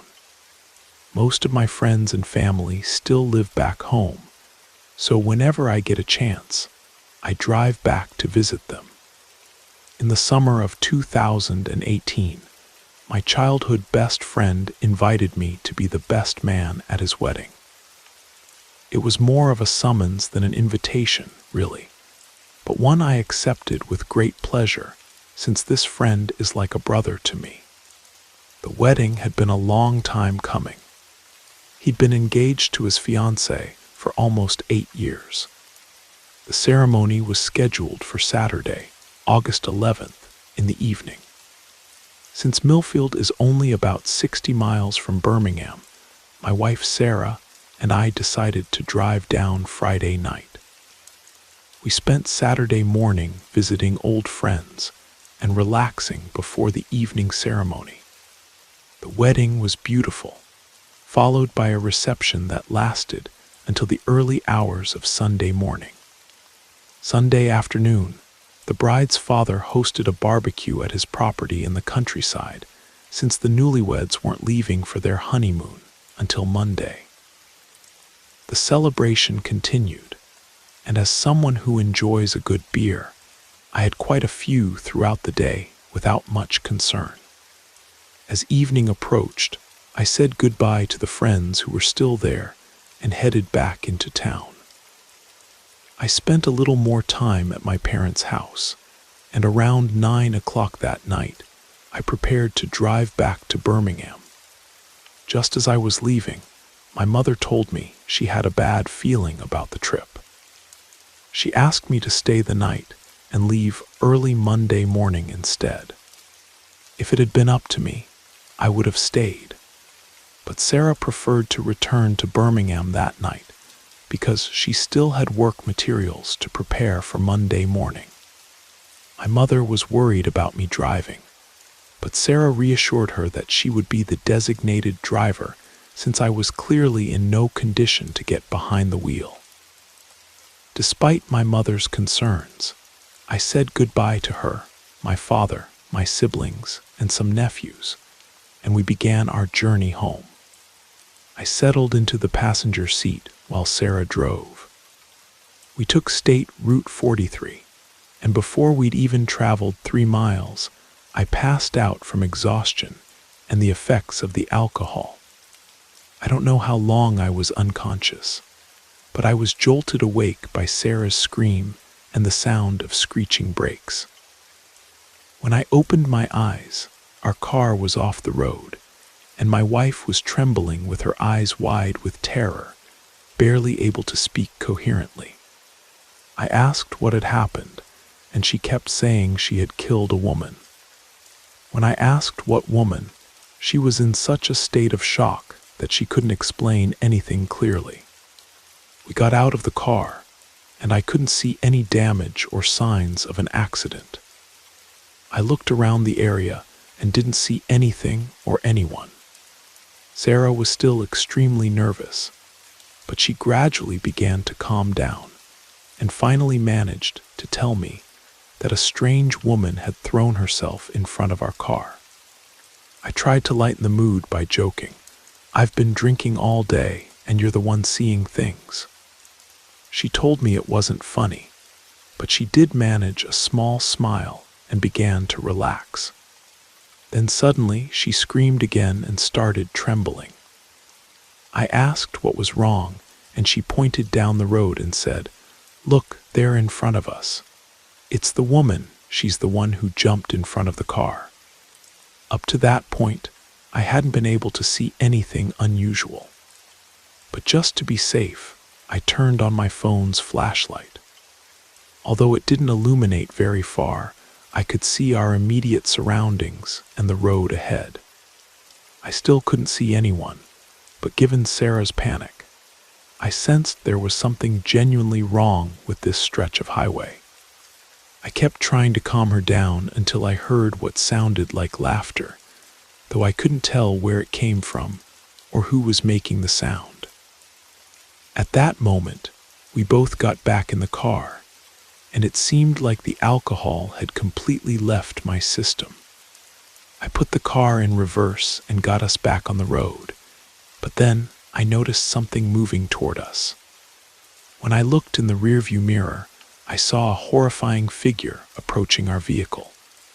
It appeared to be a woman, but I knew with certainty it wasn't anything from our world. I tried to accelerate, but the car felt like it was being held back or weighed down. Probably when we went off the road, something had been damaged. I managed to drive for a short distance, but a few hundred yards down the road, the car died completely. Sarah was in a complete panic, and I was terrified too, though I tried to stay calm. When I looked in the rearview mirror again, that creature was walking in our direction. The only thing I could think to do was get out of the car and run for help at one of the houses along the highway. Sarah and I ran without knowing exactly where we were going, but thank God we soon saw a light up ahead. On one hand, it was a relief, but the worst part was that the creature was still following us. We ran toward the light and saw it was coming from what looked like a farmhouse. When we reached the front gate, we shouted desperately for help. After what felt like an eternity, the front door opened and a man came out. He asked what we wanted, and I told him we needed help. He was hesitant at first, but eventually came to the gate, unlocked it, and let us in. Both Sarah and I were out of breath and could barely speak. He invited us into his house, which was simple but welcoming. Inside were his wife and 2 teenage children. Once we had calmed down a bit, we told them what had happened to us. The man, who introduced himself as Frank, said that strange things happened on that stretch of highway from time to time. He himself had once been riding his motorcycle home when he felt a weight on the back of his bike and a sudden chill. He didn't look back, but he felt breathing on the back of his neck. While we were talking, the wind began to pick up, and suddenly we started hearing sounds that resembled a child crying. Frank left the porch light on, and when we looked toward the road, there was someone standing in front of the gate who gradually faded away. Celeste, Frank's wife, grabbed a Bible and went out onto the porch. She began reciting Psalms. I remember Psalm 91 particularly, and then said a prayer asking God to keep that thing away from their home. God must have heard her prayer, because the thing stayed in front of the gate. From inside the house, we could hear horrible sounds, crying, screaming, howling, each one more terrifying than the last. What amazed me was that while Sarah and I could barely stay on our feet from fear, Celeste appeared unusually calm. I asked if she wasn't afraid, and she told me that while anyone fears evil, the God she serves is greater than anything, and she knew that thing had no power to enter their property. They prepared a room for Sarah and me to spend the night, and incredibly, we managed to sleep peacefully. Early the next morning, Frank knocked on our door and woke us up. They served us breakfast, and I was able to call a tow truck. We eventually made it back to Birmingham safely. Only then did I realize that I had actually been on the road to Uniontown instead of the highway that goes through Greensboro. But the important thing was that we had arrived home safely. That experience showed me that evil is always lurking, but even evil fears the Lord God. After that night, Frank and Celeste became friends of ours, and I will be grateful to them forever.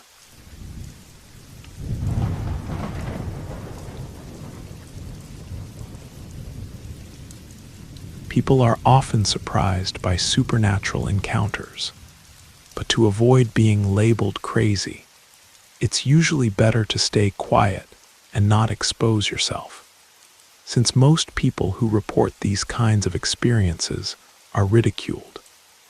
My name is Jake.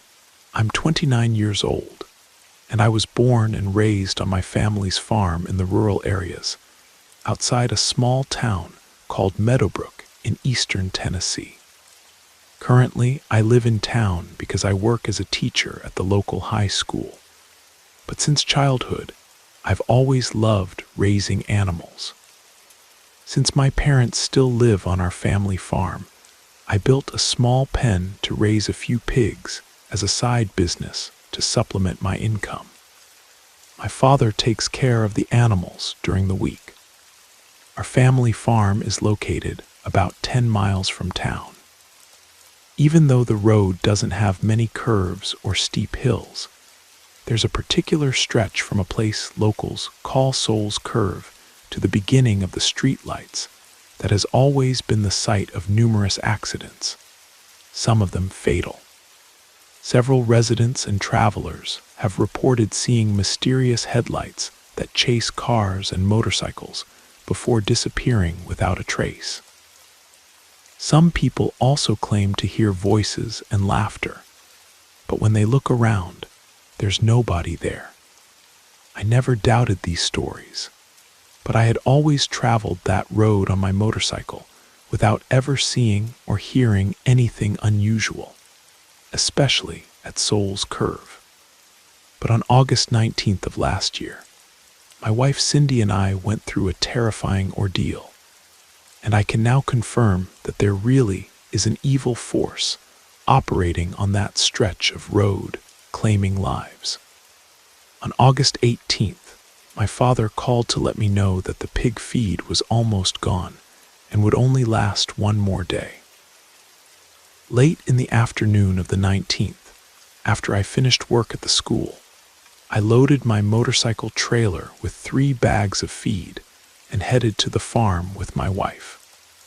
We arrived around 6 in the evening, and after I unloaded the feed, I spent some time talking with my parents. Around 7 o'clock, I was getting ready to head back to town when my mother said I should wait for dinner, which was almost ready. Since I was already there, I figured another hour wouldn't make much difference. After dinner was served, we finally left the farm around 8:30 that night. Initially, we traveled 5 miles on a gravel road before reaching the paved highway. But when I had gone about 1.5 miles, the motorcycle started to struggle. It felt like it was carrying much more weight than it should, so I stopped to check the bike. Everything appeared to be fine, so I disconnected the trailer and rode about 100 yards to test the motorcycle alone. It ran perfectly normal. I went back to where I had left Cindy and the trailer, and when I got there, she said, "Jake, there's someone nearby." I heard voices and a child crying coming from the woods. I shined the motorcycle's headlight toward the trees, but we didn't see anyone. I didn't doubt her, but I didn't panic either. Since the motorcycle was running fine without any mechanical problems, I checked the trailer to see if that was causing the issue. But I couldn't find anything wrong with either the bike or the trailer. I reattached the trailer, Cindy got back on behind me, and we left that spot. But I hadn't traveled even 50 yards when the motorcycle became heavy again. This time, I had a strange sensation, as if something or someone else was there besides Cindy and me.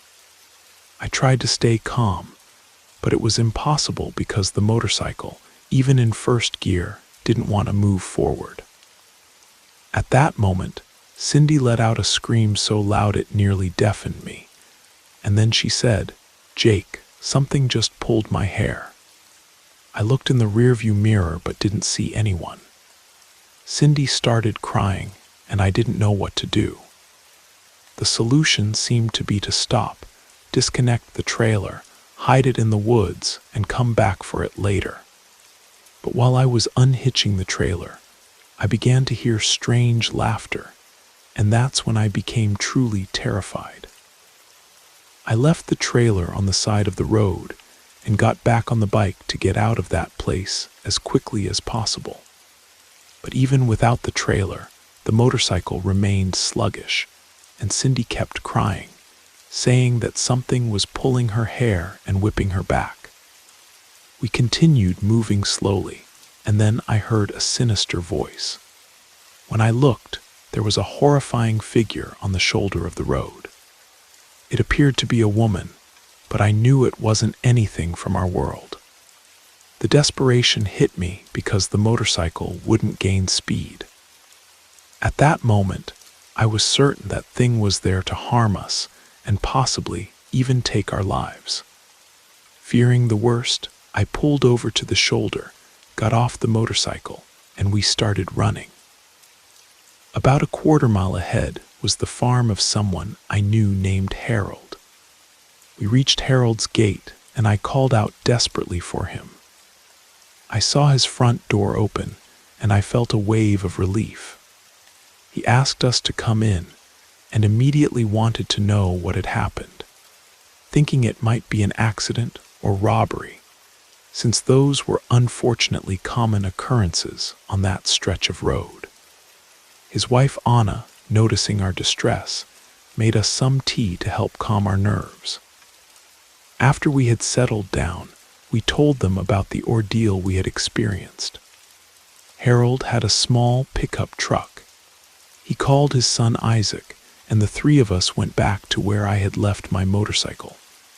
With some effort, we managed to load the bike onto the truck bed. We went back a little further and picked up the trailer. But as we were preparing to leave, we heard strange noises, and suddenly we felt something hit the truck bed. When we looked, that thing was on top of the vehicle. We drove back to Harold's farm, but when we reached his gate, the creature was no longer on the truck. I was surprised by Harold's calmness, and as soon as we arrived and unloaded my motorcycle, he said to me, "You know, Jake, many people don't believe in the occult. That thing you saw, and that was later on the truck bed, came from hell. It wanders the highways, causing accidents, and I know many people have lost their lives on this stretch because of that creature. Today, thank our Heavenly Father that you're alive. There are things we don't understand, and only after something happens do we gain comprehension of what occurred. If your motorcycle hadn't malfunctioned, that demon would certainly have caused an accident, and God knows if you would have survived." After Harold told me those things, I thanked God for being alive, but I asked why the thing didn't enter his property. He told me that his farm, everything he had, was consecrated to God, and that he never traveled the roads without praying and reading the Bible. Harold and Anna wanted Cindy and me to spend the night there, but I preferred to return to our house. After about 30 minutes, when I was calmer, I attached the trailer and left the farm. The motorcycle ran normally, as if it had never broken down. But as soon as we got a little distance from Harold's gate, we began to hear laughter and strange sounds in the darkness of the night. I couldn't see anything in the rearview mirror, but thank God we soon reached the part of the road that has streetlights near the town entrance. At that moment, Cindy tapped my shoulder. I stopped the motorcycle and looked back, and in the light of the streetlights, I could see the most horrible thing I've ever witnessed in my life, standing in the middle of the road before disappearing like smoke. I reached my house safely, but early the next day when I went to school, I learned that during that same night, a passenger car had flipped over at Soul's Curve. Fortunately, no one in the vehicle died. I took my motorcycle to a mechanic, and he found absolutely nothing wrong with it. To this day, I don't understand why the bike wouldn't develop speed that night. My wife and parents believe it was God's providence. In any case, today I avoid passing through that area after dark. And from August of last year until now, other accidents continue to happen there.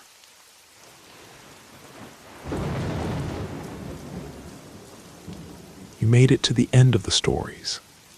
That means it's the perfect time to subscribe so you don't miss future episodes. And if you haven't already, leave a like and drop a comment. I'd love to hear your thoughts. Have a great time relaxing and and good night.